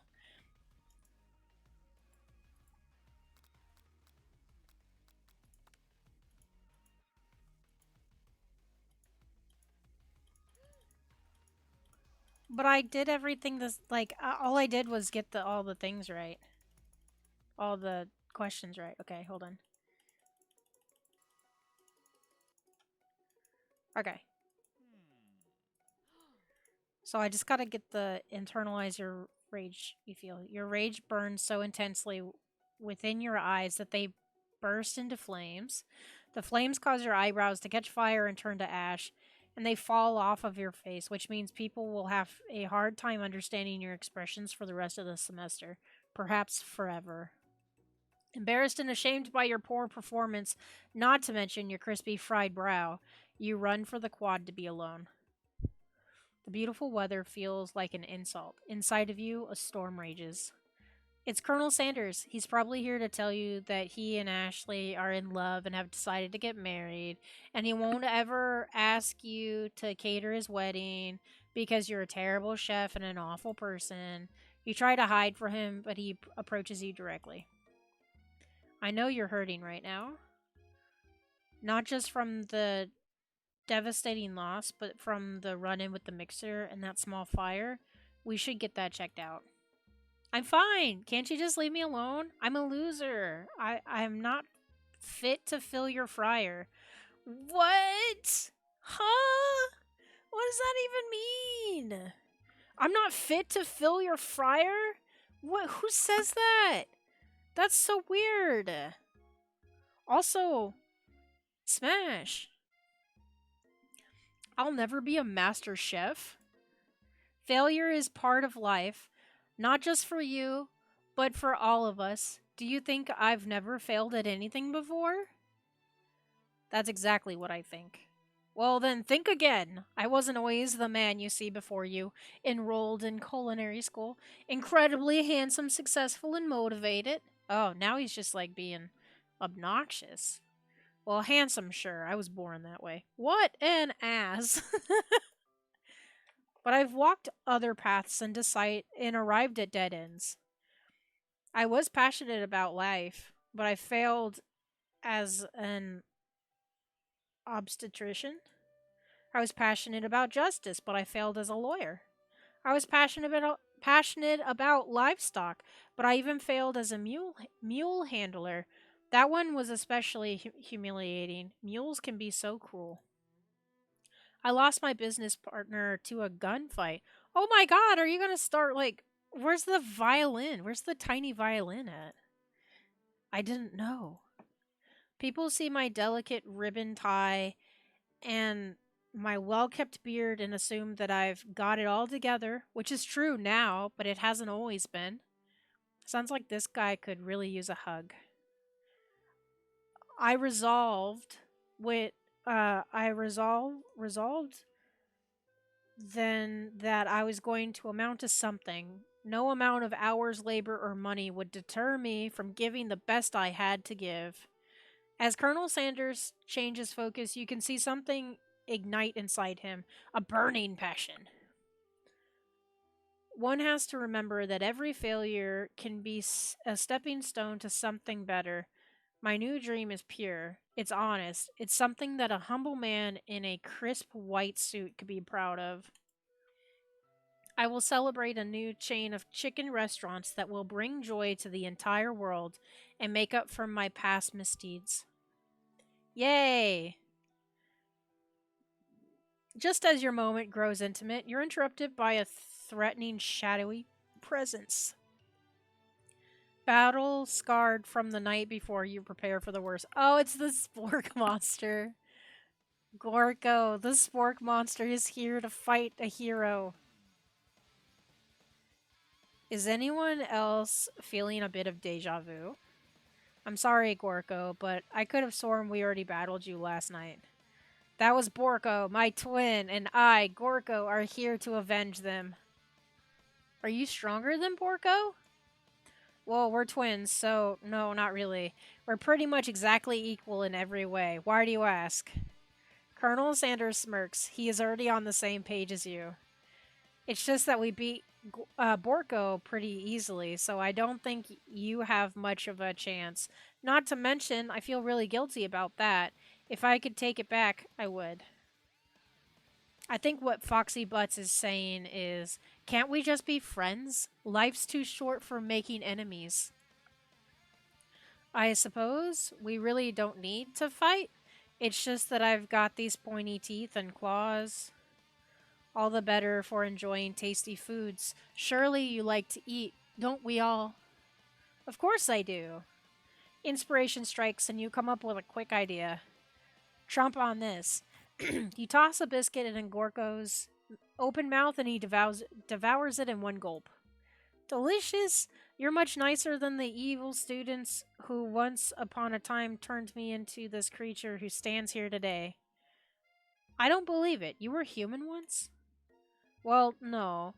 I was a chihuahua, but I was still a student at this school. Until one day, some mean kids with a magic spell book cast a dark enchantment on me, and I was forever transformed. A magic spell book? Precisely. Borko used to have a copy, but somewhere along the way, I've lost it.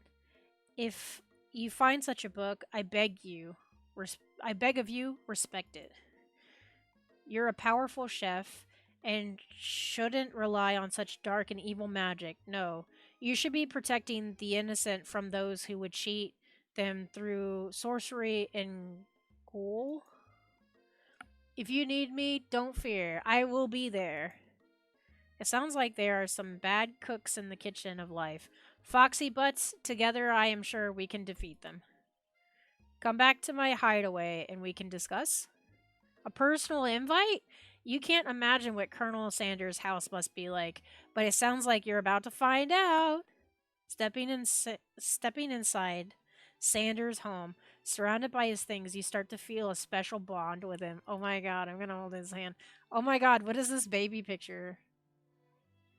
What is this? Can I do a zoom? You guys need to see this. Do you see this face right here? You see this picture? This first picture right here? This is crazy. What is that picture? Okay. Okay. It looks like you live such an exciting life, Colonel Sanders. Every day can be an adventure if you approach it with the right attitude. Long ago, I made the decision to never stop searching, never stop working, never stop imagining. Have you been working on any new recipes of your own lately? I'm always excited to talk about food with another ambitious chef.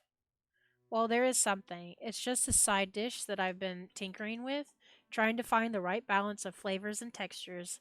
I'm not sure I've nailed it yet, but I'm close. Colonel Sanders' eyes perk up as he starts to wonder what dish you might be describing. It's meant to pair with something spicy or something crispy. Both, perhaps? Now you've got him right where you want him. Should you reveal your new creation to him or keep it a secret just for you? Reveal it.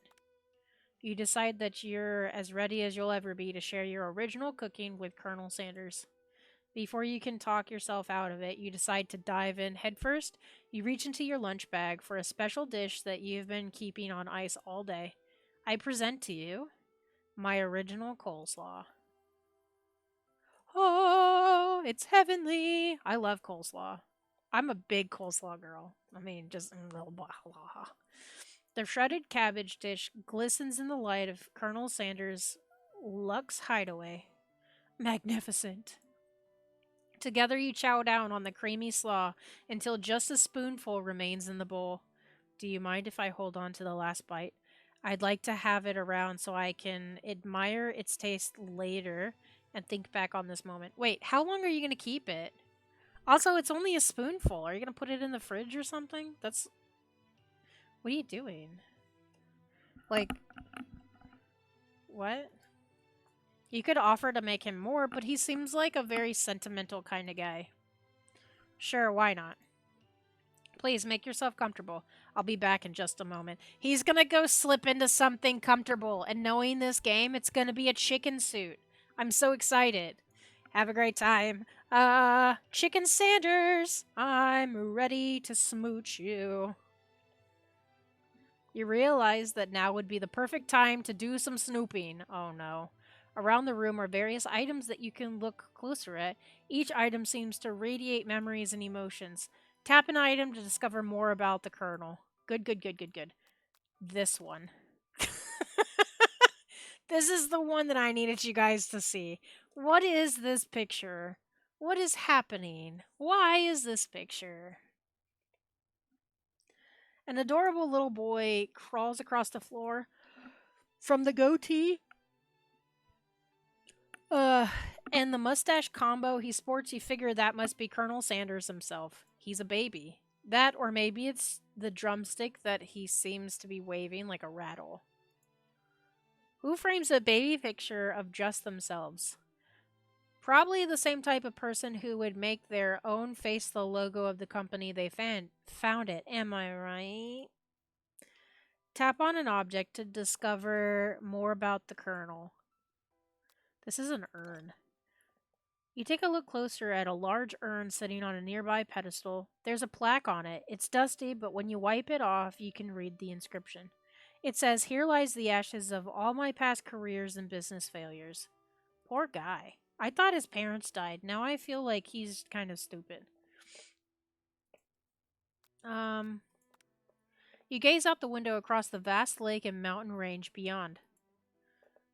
Just then, the ghost of student pops up. Are you thinking about heading out into the world on a quest to avenge my death? Wait, what? I never even learned your name. Why would I avenge you? I could just tell you my name right now. It's. Can't you see I'm in the middle of something? You open the window a crack and the ghost of student is swept out with the breeze. Let's click on the candle.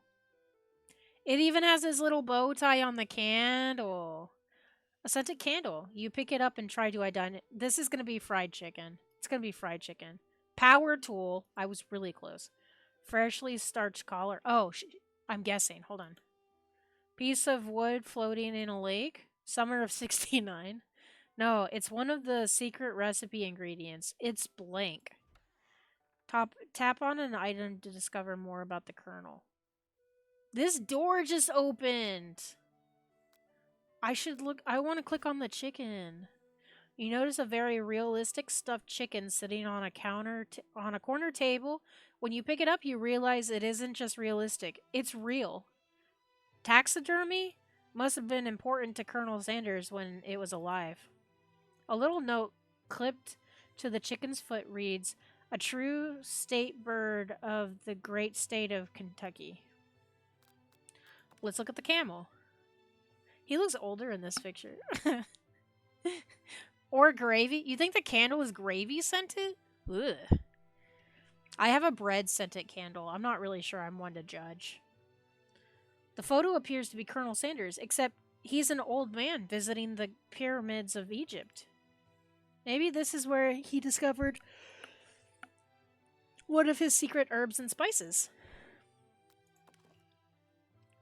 One of the framed photos shows an old man who looks a bit like Colonel Sanders standing with a friend. They hold fried chicken drumsticks. No, they don't. There's nothing there. And appear to be cheersing with them. You look closely and see that there's a short inscription. I wonder who my friend Pete is. There's a comb here. It's got a piece of his goatee in it? Oh my god. Smash. A lock of silver hair is woven through the teeth of the comb. Upon further inspection, you realize that the hair therein isn't just silvery in color, it's actually made of spun silver. This must be where he keeps his secret recipe. Oh, wait! You think for a moment, what number is important to Colonel Sanders? Then it dawns on you. As soon as you turn the dial to 111111, the safe opens. Inside it, you find a single note. Can chicken be prepared sashimi style? Okay. You open the door to Colonel Sanders' closet and find a row of his signature white suits hanging within. You take one off its hanger and try it on. The jacket is a bit big for you, but it's soft and comfortable. You give yourself a deep hug, breathing in his scent. They say that home is where the heart is. Is this what they meant? Before you can look any further, you hear Colonel Sanders returning. He has a new dish that he has been working on and wants you to taste it. You try to act casual until he asks you why you're wearing his jacket. I don't usually loan those out, but I must say it does look good on you. Oh, he's flirting with me. Oh crap, the jacket. You forgot to take it off. You decide that now is your moment and make a big move. You tell him you're cold. You fess up and tell the truth. Tell him you're cold. I'm so sorry. I didn't mean to intrude. I just got a little cold and thought this might warm me up. Colonel Sanders smiles and scoots close to the fireplace. It's warm by the fire. Why don't you come a little closer? Oh! Suddenly, everything feels like it's moving too fast.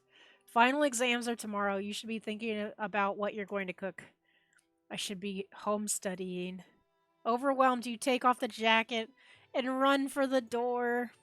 But the thought of leaving Colonel in the midst of such an emotional breakthrough gives you pause. You stop yourself. Colonel?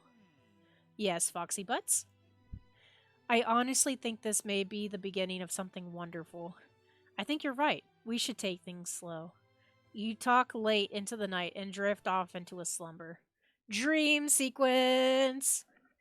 Feels like it's about to turn into a murder mystery. Oh my gosh. Like, have you played the murder of Sonic the Hedgehog? That game is so cute.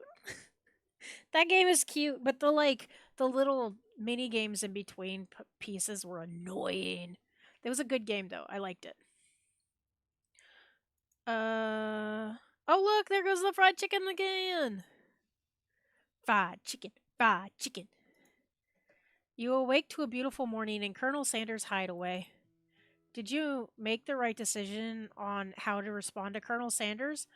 Only time will truly tell. You have not. It's free on Steam. It's free on Steam if you wanted to check it out.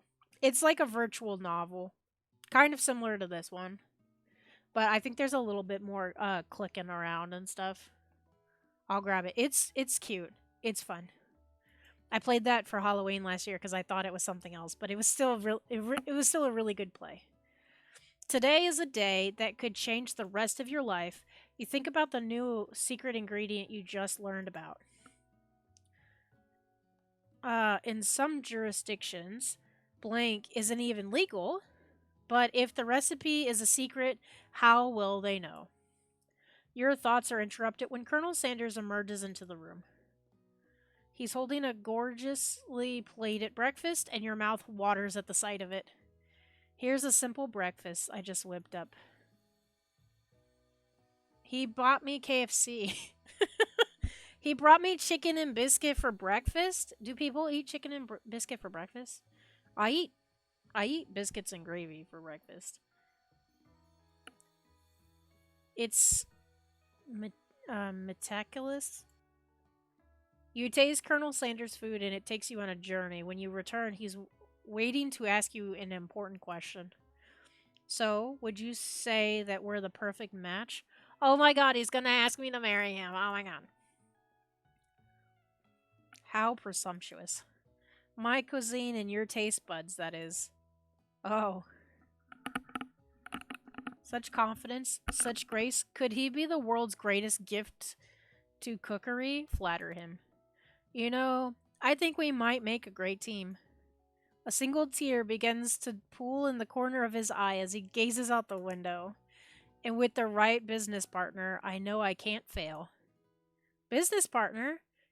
Could he be talking about you? It's all happening so quickly. Overcome with emotion and confused by your feelings, you're on the verge of tears. Unable to speak, the only answer you could find is to run out the door and get home. There's still one more day of school after all. The University of Cooking School Academy for Learning waits for no one. You get home to find something very surprising. Your best friend is there waiting for you.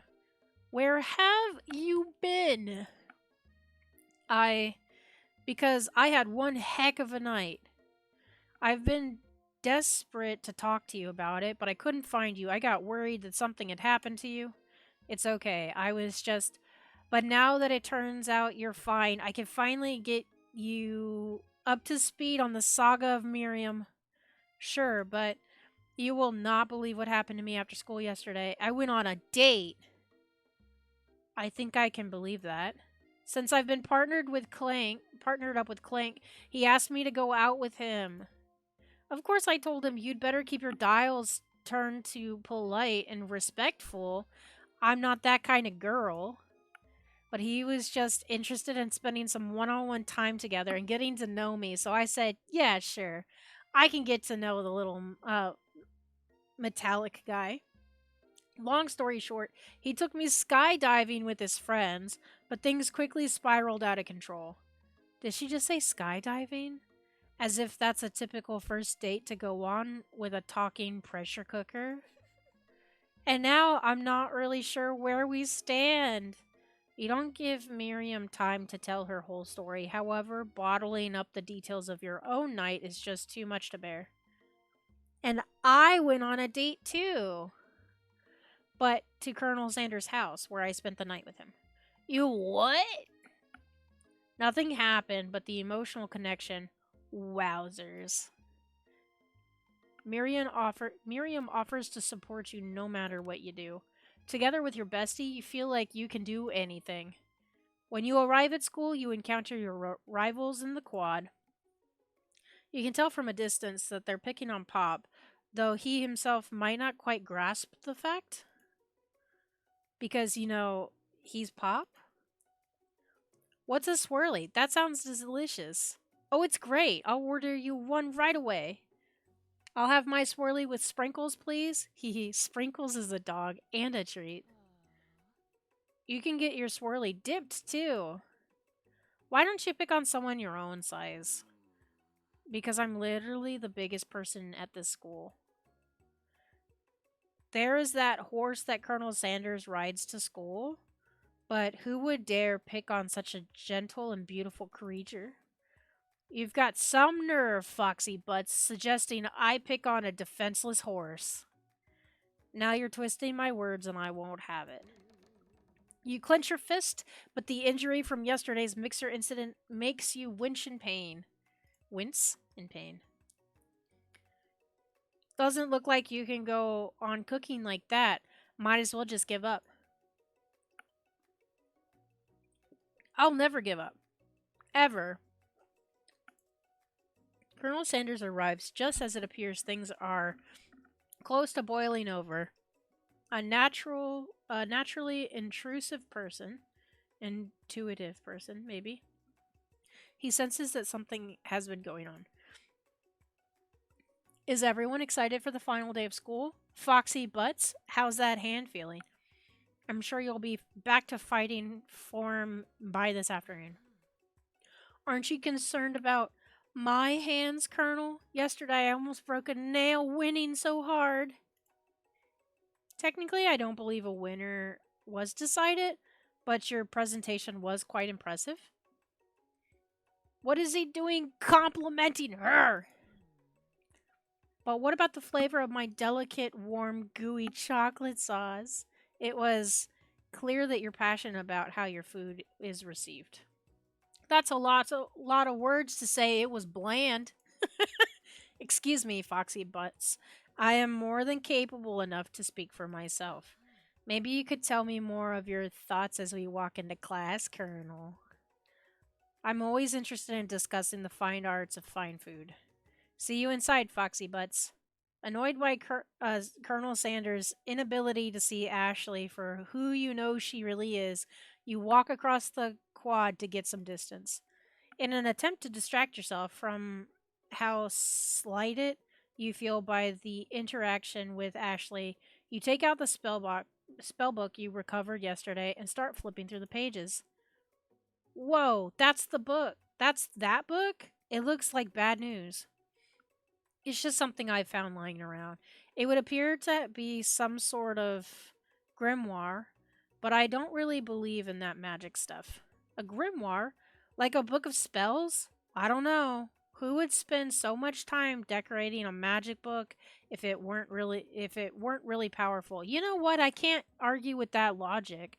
The prettiest books must be the most powerful book. Are there any books that have sparkles on them? That's the book I need to read next. Knowledge is power. I can think of one surefire way to find out. You open to a page covered with arcane warnings, cast only in case of extreme emergency. It says around the edges of the page. I could use this spell here that says it will erase anyone I choose from all of my memories. If I scrub out Colonel Sanders, it would probably help me focus better on the upcoming final exam. That is way drastic. Couldn't you do something else? Like anything else? Not rooted in dark magic? Maybe tie a string around your finger? Okay, fine. It is drastic. But desperate times call for desperate measures. You've got a memory erasing spell sitting right in front of you, and a pretty good excuse to try to use it.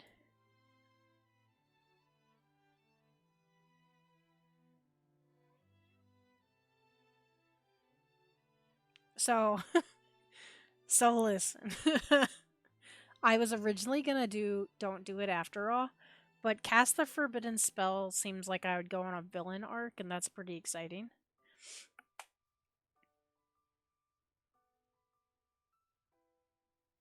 But the Spork monster did warn me. Ah, what's the worst that can happen? Forbidden spell, here we come!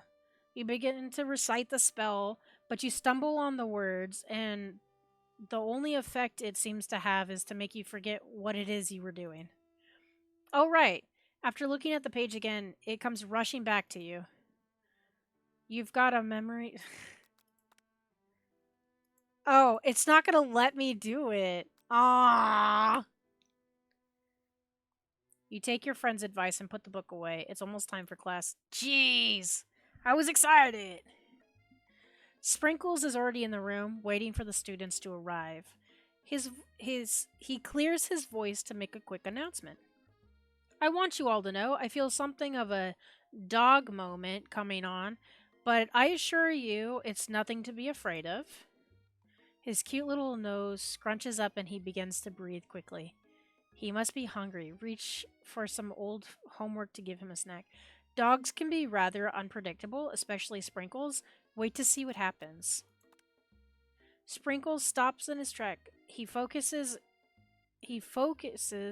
in on the window. The room is deadly silent. When you follow his gaze, you see a little orange squirrel perched on a cherry tree outside. Sprinkles turns feral and runs to the window of the classroom. He begins barking uncontrollably at the squirrel outside. Terrence!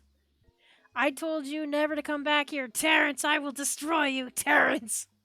Sprinkles is barking ferociously, drool flying off of his face.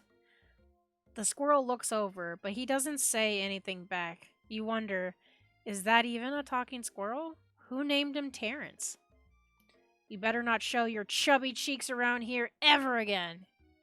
After Sprinkles is satisfied that his presence has been felt by not only Terrence, but any other squirrel in hearing distance, he returns to his professional tone.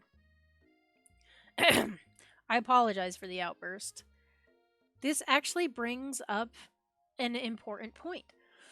Thank you, Foxy Butts, for reminding me to dowel out this indispensable bit of wisdom. You see, but before he can go any further, Miriam's love drama spills over into the class. Sprinkles is interrupted by whirls and sparks coming from the back of the room. I told you to save it for after class. You think I wanted to be thrown from a plane, strapped to a stranger? Miriam and Clink appear to be arguing, but you still haven't learned to speak Clink's language of mechanical noises. Oh. But no, you had to show off to your cool kid friends Jeff and Joanne, J and J forever. Watch us form a triangle in mid-air as we descend. Triangles are the strongest shape, don't you know? Bzz, bzz. Yeah, well, that doesn't make it a great date. Beep. Then take Jeff and Joanne with you. Or I think that's actually Joan. Oh well. You can all hold hands as you pedal down the mountain or off a cliff for all I care. Sad beep. Aw, buddy. Clank begins to shudder. Steam pours out of the gaps in his panels, and then a loud ding stops him in his tracks. Beep. Bzz. No amount of seasoning is going to make me want to eat that, Clank. Clank burps out a completely deep-fried sneaker. Considering that he himself has wheels, not feet, it's not entirely clear where it came from. In terms of deep friend... That's supposed to say fried. In terms of deep-fried footwear, I guess it looks okay. Clank slowly rolls out of the room to be alone with his shoe. Everyone tries to pretend they didn't see that entire thing go down. Nothing like a loud public breakup to cast a pall over the final day of school. Well, that was unfortunate. But we mustn't distract from what lies ahead. The final competition showdown challenge exam. I'm still working on the title, but I think you get it. Test time approaches. See you all in the arena. But before you can think about your upcoming competition, there's a very beautiful soul nearby in need of a pep talk. Your friend. Hey, Miriam, are you okay? Okay, I'm so mad I could smash a tiny mug, spilling several droplets of hot cocoa all over the floor. Damn, girl, tell me how you really feel. Shit. God damn, fuck. Shit. I don't know how to process that comment, you know? That's a very wild one. Um, how could he embarrass me in class like that in front of everyone? Her tiny cocoa is a delicious treasure, so you know that this breakup is no joke, even if the source of her frustration is such a silly boy. I know that you know that. I know that you know this, but I'm gonna say it out loud. You don't need anyone. You and me and you, we're gonna cruise through the final test and hit the carpool lane to Success City. Miriam brightens up, imagining the wind rushing through her short bangs, but she hesitates to embrace the feeling all the way. You're not going to saddle up on Colonel Sanders' stallion and ride off into the sunset without me. Of course not. Well, maybe sorta, but I'm sure there's a pony out there with your name on it and a ranch big enough for both of us and whoever else we want to bring along. If it's not Pop or Clank or anyone else you meet today, tomorrow, or this whole year, so what? You're a special person who shouldn't settle for the first someone to show a little interest anyhow. Miriam gives you a big hug and wipes the tears from her cheeks. I should really review my menu for today. I'm going to make a very special soup. And I bet Professor Dog is going to love it. Up.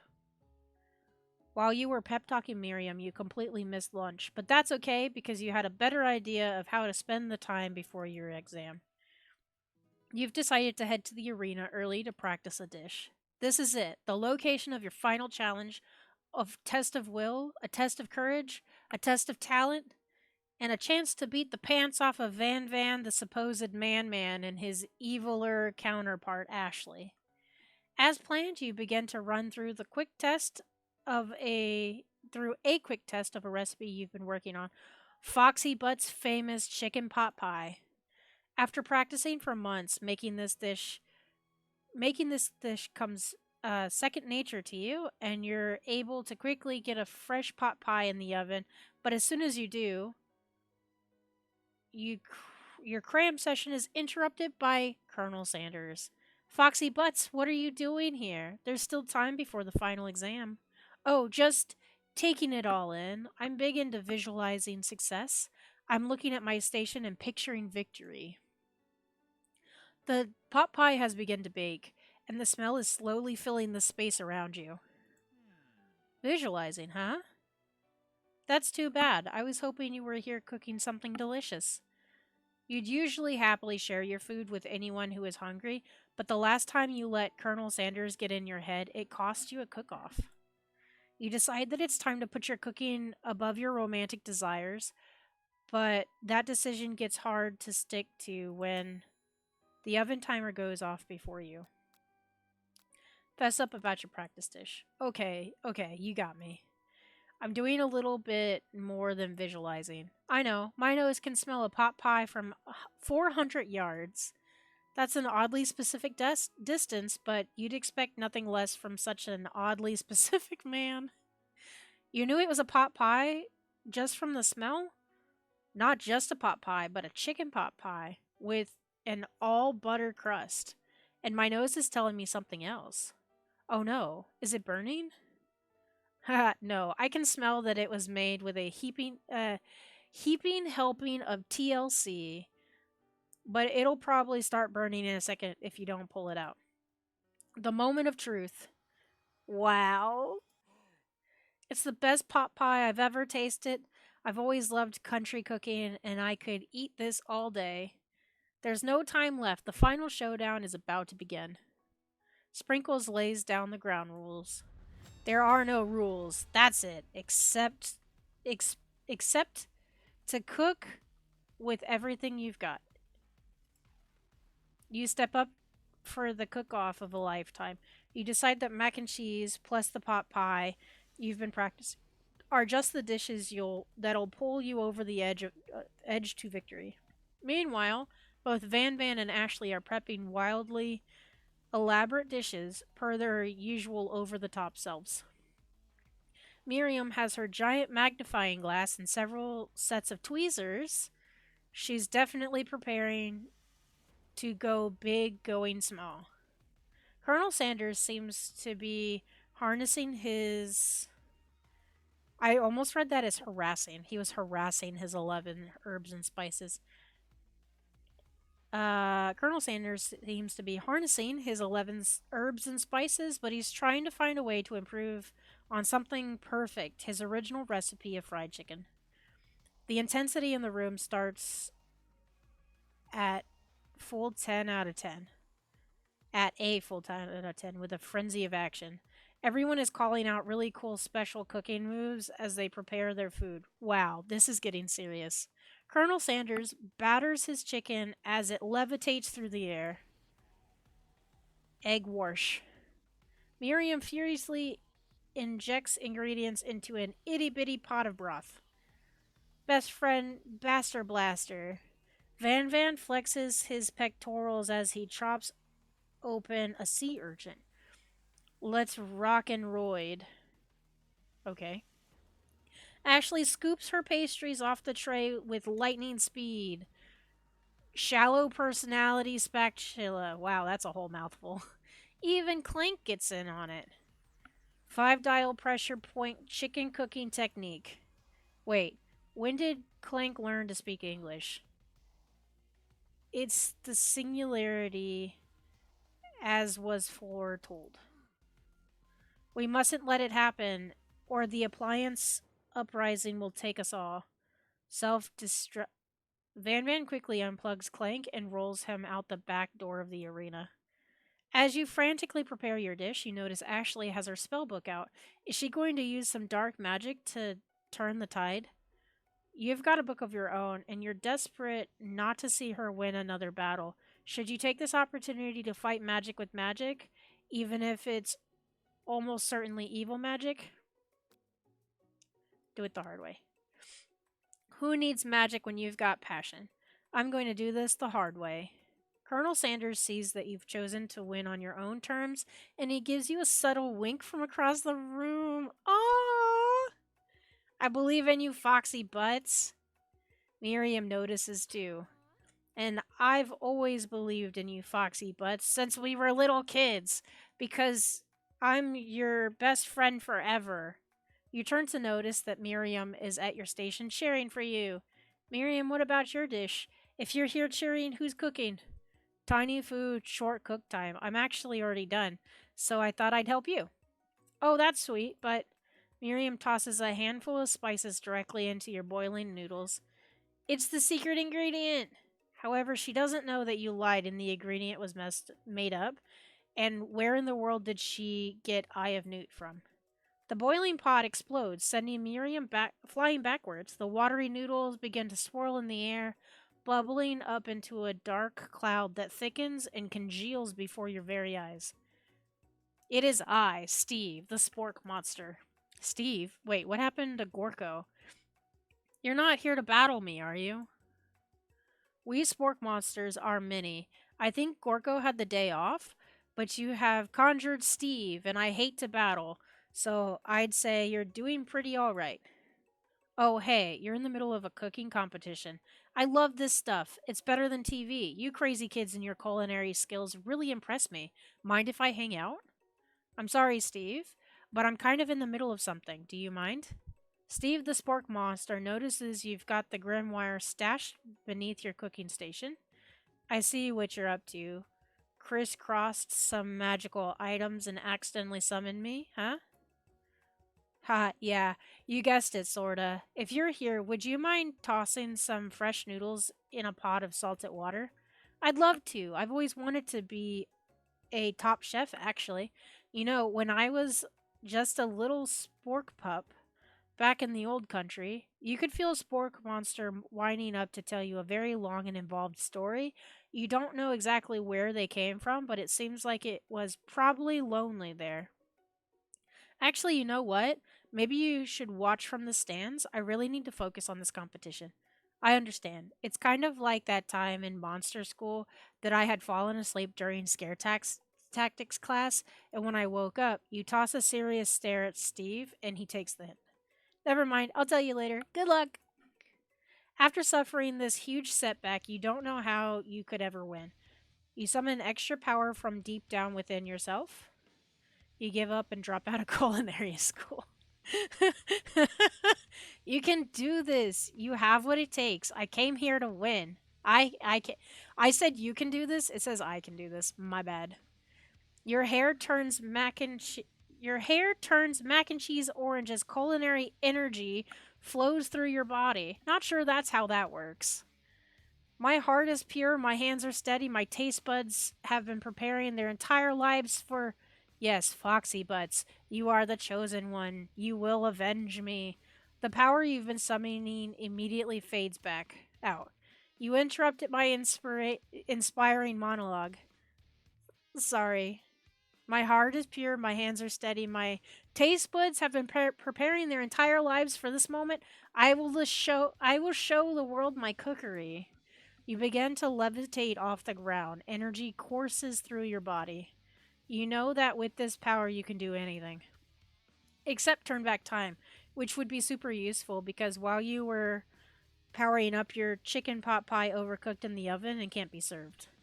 But Do you don't ever look at worry, someone and wonder what is going on inside their dear head? Foxy Butts, you may have suffered some setbacks, but all is not lost. Welcome in, Raiders! How is everybody doing today? Hold on, I'm pulling up my thing so I can give you a shout out. Welcome in! The degenerates are here. Hey. Hey yo. Hi everyone. Just hopping in to say hi. How are you? Welcome in, Raiders. I will be your mother in limbo. Uh I didn't pull up my thing today. Um Pull up a seat and a plate of nuggets and tell me how your day was. What were we playing today? More Pokemon Unite. How was it? I did read that. Impressed with your fortitude, Colonel Sanders decides that you have earned his support. I've been watching you today, and I must say I'm truly impressed. You've been thinking on your feet and rolling with the punches. He steps up to your station and stands right beside you. I'm here to help. All you've managed to make is mac and cheese, and time is almost up, so you're going to need it. But Colonel Sanders, what about the test? What will happen to you? What about the rules? Bad, very bad. Anyway, GRG. Gerg. Gotta go. Good luck on stream. Thank you. Thank you for bringing your community over to hang out with us, and I hope you enjoy the rest of your night. I'm sorry that Pokemon was bad, though. That kind of stinks. Following the rules has never really been my thing. I follow my heart. Oh, he's got little tears in his eyes, too. What a guy. Colonel Sanders unfolds a delicate white towel to reveal the most delicious fried chicken tenders you've ever laid your eyes on. And besides, sometimes unexpected combinations can have surprising effects that surpass their individual efforts. Are you suggesting if we combine forces, we can form the perfect food union? Time's up, students. With time expired, it's the moment everyone's been waiting for. You must now prepare to present your dishes. A handful of students stand tall, but the class seems incomplete. It seems we're missing some students. Pop? Clink? From off screen, you hear a pure and innocent giggle that can only come from one student. I'm flying!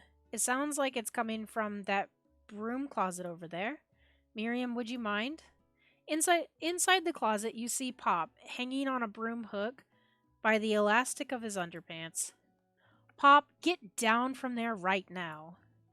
Let me guess, did Van Van have something to do with this? When someone asks for a wedgie, who am I to refuse? I thought a wedgie was a salad. It looks like Pop is eliminated from the challenge seeing how he didn't cook anything. I can't feel my legs. May I be excused? Sure. You kids and your pranks. I must say, it's not the worst prank in UCSAL. AL? UCSAL? Yeah, history. But it's not exactly yearbook material. Wait a second. Pranks? Pranks. Clank! Where did that pressure cooker roll off to? You wait to hear a signature whirl, beep, or other onomatopoeia, but there's nothing. But there's none. Somehow he must have got an unplug. I guess. We'll have to figure that out later. That leaves only 4 remaining students. Please collect your final projects. Yes, it has been a long semester. Wow, 3 whole days long. But after days of hard work, the time has come for me to eat. Miriam, please step forward. Now describe your dish. I've made tender udon noodles in savory soup. Oh, she did do the miniature thing. That's so cute. My word, it's so delicate. Is that a teeny tiny Naruto maki I spot afloat in this itsy bitsy bowl? Yes, chef. Please call me Sprinkles. Chef is my father's name. Yes, Sprinkles. And some green tea made from baby tea leaves that I picked myself. Sprinkles suddenly, carefully sniffs around the dish before opening his mouth and letting just the tip of his pink dog tongue dip into the bowl. Sublime. Would anyone else like a taste? Oh, come on. I'm not one of those dogs who doesn't floss. I even have a really cute electric toothbrush for dogs. Fine, I'll enjoy it all by myself. And in a flash, the entire meal has been devoured. Not that it took much, it was less than a thimble worth of soup. A plus. Rarely do I taste a dish with so much love poured into it as yours. Miriam is overjoyed. She gives you a huge hug. Thank you, Foxy Butts, for helping me to believe in myself. Van Van, you're up. Now describe your dish. I made uni over smooth egg custard with an axe hewn urchin shell topped with caviar. Oh my gosh, so many words I didn't know. Did you skewer one type of urchin with spines from a second different color type of urchin? Yes, Sprinkles. A bit much, don't you think? That's exactly why I did it. A bit much is kind of my brand. Doesn't it look cool? Sprinkles leans in to sniff the uni, but he can't get his nose close on account of all the spikes. He begins to paw at it erratically, causing the custard to slosh around. Woof, woof. Please be gentle with my cuisine. Grrr. Finally, Sprinkles goes all in, tongue first, but he can't get past all the needles. He reels back as his tongue is poked and prodded. Youch! My tongue! The professor appears to be having an allergic reaction to the sting. I can't eat this. It keeps poking my tongue. Disqualified. A stunning turn of events. Who would have thought that serving food in a bowl that made of needles could make it difficult to eat? Dejected. Van Van does not go gentle into the night. Disqualified for glamour? Don't discount discriminate. I'm not even sure what those were supposed to be. This isn't the last you've heard of me. Before forcing us to endure his swollen tongue for another moment, Sprinkles graciously laps up a bowl of milk. I know. Yeah, I'm a dog and I drank milk. Get over it. Sometimes it helps calm my agitated tongue. Next student, Ashley. It's time to step up. Now describe your dish.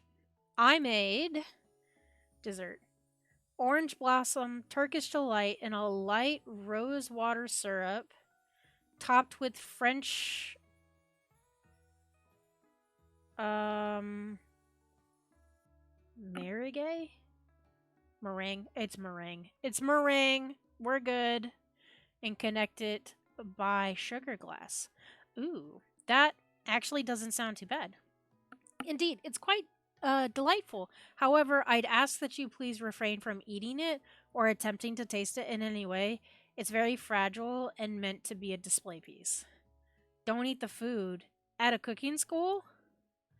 Got toast in your ears or something, Foxy Butts? I told you, it's a display piece. Ashley, I must say, it is beautiful. However, this is a cooking competition at a cooking school. Yeah, which is why I cooked it and did an extremely good job cooking it, too. I didn't realize that we were having an eating exam. If I wanted to be judged on eating, I'd go to the College of Eating School for the Hungry. I suppose you can smell it if you absolutely insist, but don't breathe too hard. You might disrupt the spiral. If the food cannot be eaten, it cannot be judged. You are disqualified. Rage overtakes Ashley and she finally cannot keep her two-faced routine up. You wouldn't know high-end cuisine if it cooked you. And with that, Ashley storms off to rededicate herself to being the best, but this time without being shackled by trying to be fake nice and liked by everyone. This isn't the last you've heard of me either. If this class gets much smaller, I'll be teaching myself. You and Colonel Sanders, the final cooks, step up together. Two chefs. What began as a bowl of delicious mac and cheese has become something else. He examines it closely, sniffing and eyeing the bowl. Uh-oh, I don't have a good feeling about this. From somewhere in the room, a literal drum roll plays. Just when I thought I'd seen everything in the kitchen, you give me this thing, and completely blow me away. In my 49 dog years of life, I have never tasted anything so delicious and perfectly balanced. It's so delicious, in fact, that everyone passes the class. You pass, and you pass, and you get a pass. Everyone gathers around and partakes of the mac and cheese bowl. They all seem to transcend this reality into another dimension. You win! Together, you and Colonel Sanders have made a new menu item. The new menu item is so impressive, even the Van and Ashley are drawn back in by its magnetic fragrance. When they gaze upon your mac and cheese bowl, they admit that you are indeed an excellent chef. Sprinkles declares that you have passed, everyone has passed. There were supposed to be more battles, but come on, how could they be better than this one? Now that the school year is complete and everyone has graduated, the students return for one last assignment to get their groove on. The cafeteria has been completely redecorated in order to serve as the site of the school's graduation dance. Compared to the massive high-tech cooking arena, the humble decor seems downright cute and cozy. DJ Dog in the house! You knew that Sprinkles was a master chef, but also a world-renowned turntablist? Who says you can't teach an old dog new tricks? Van and Ashley tell everyone they've committed themselves to righting the wrongs they did while they were the villains. For a moment, you actually believe them. Not another haunting. No ghosts allowed at graduation. It's clearly written in the school bylaws. I was never actually a ghost. It was all a trick to get you to finally notice me. Oh, amusing. And now that everyone is together, it's the Spork Monster. He's finally mellowed out. He's totally mellowed out. Everyone, the Spork Monster is no more. From here out, I'd prefer that everyone referred to me by my new name, Party Monster. Student tries to finish what he had said, but everyone is too wrapped up talking to Party Monster. Dejected, student walks off. Maybe things didn't work out for Miriam romantically, but she found the love in her cooking, and you know she's gonna do great. A red carpet rolls out across the floor of the ballroom. It's like a Hollywood movie premiere. Who could command such an entrance? It's Pop. He arrived late to the dance, but apparently for good reason. Walking the carpet, you see perched atop his dirty chef hat a crown? Welcome back, Pop. I know you weren't able to complete the final exam and accept your diploma, so we had it mailed directly to your father. We figured it was the least we could do for the school's dean. Oh, now I get it. And we get a new wing on the school, not to mention the honor of educating the son of the chancellor of such and such. The music at the dance is interrupted by the sound of sparkling and electrical hissing. Sparking! It's Sparking! It's Clank! It's Clank who has arrived late to the dance. Now that I have graduated, I can reveal my truth. Whoa, he's still doing the talking thing. I am Clank, and I'm not from this earth. I'm actually from a faraway planet in another dimension.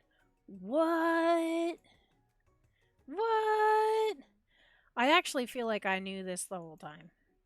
Now that I have learned the ways of your kind, I must return. Miriam, will you come with me?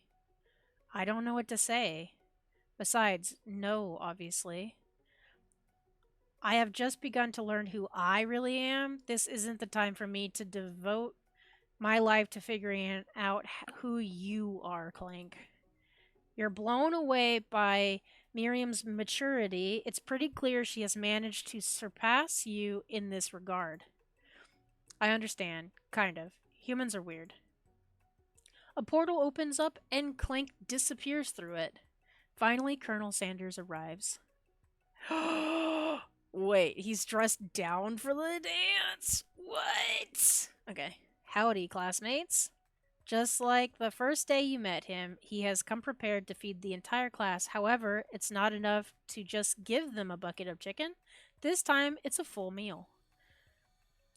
I didn't get to be the most famous chicken man in history of chicken and man by not reminding people to go out and buy my chicken.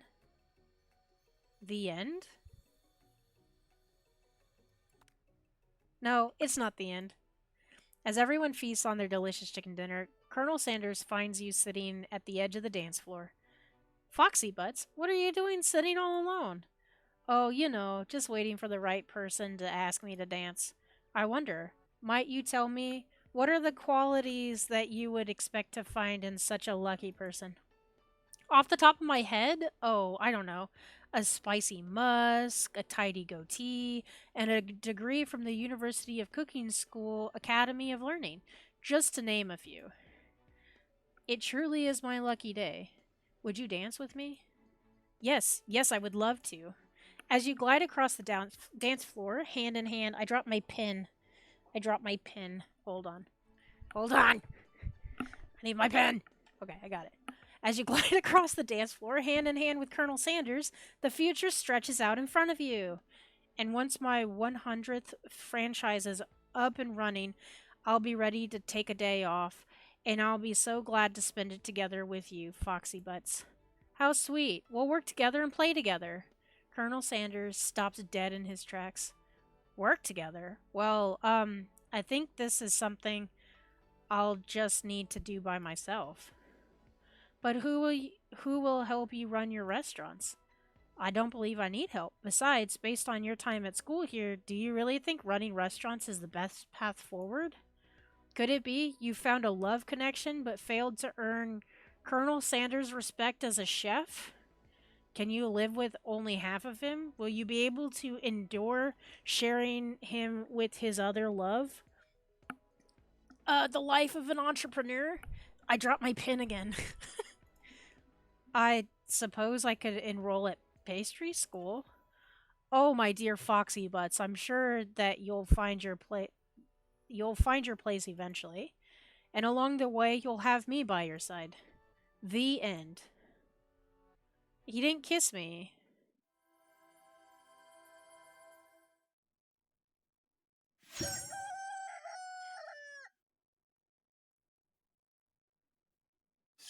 He didn't even kiss me.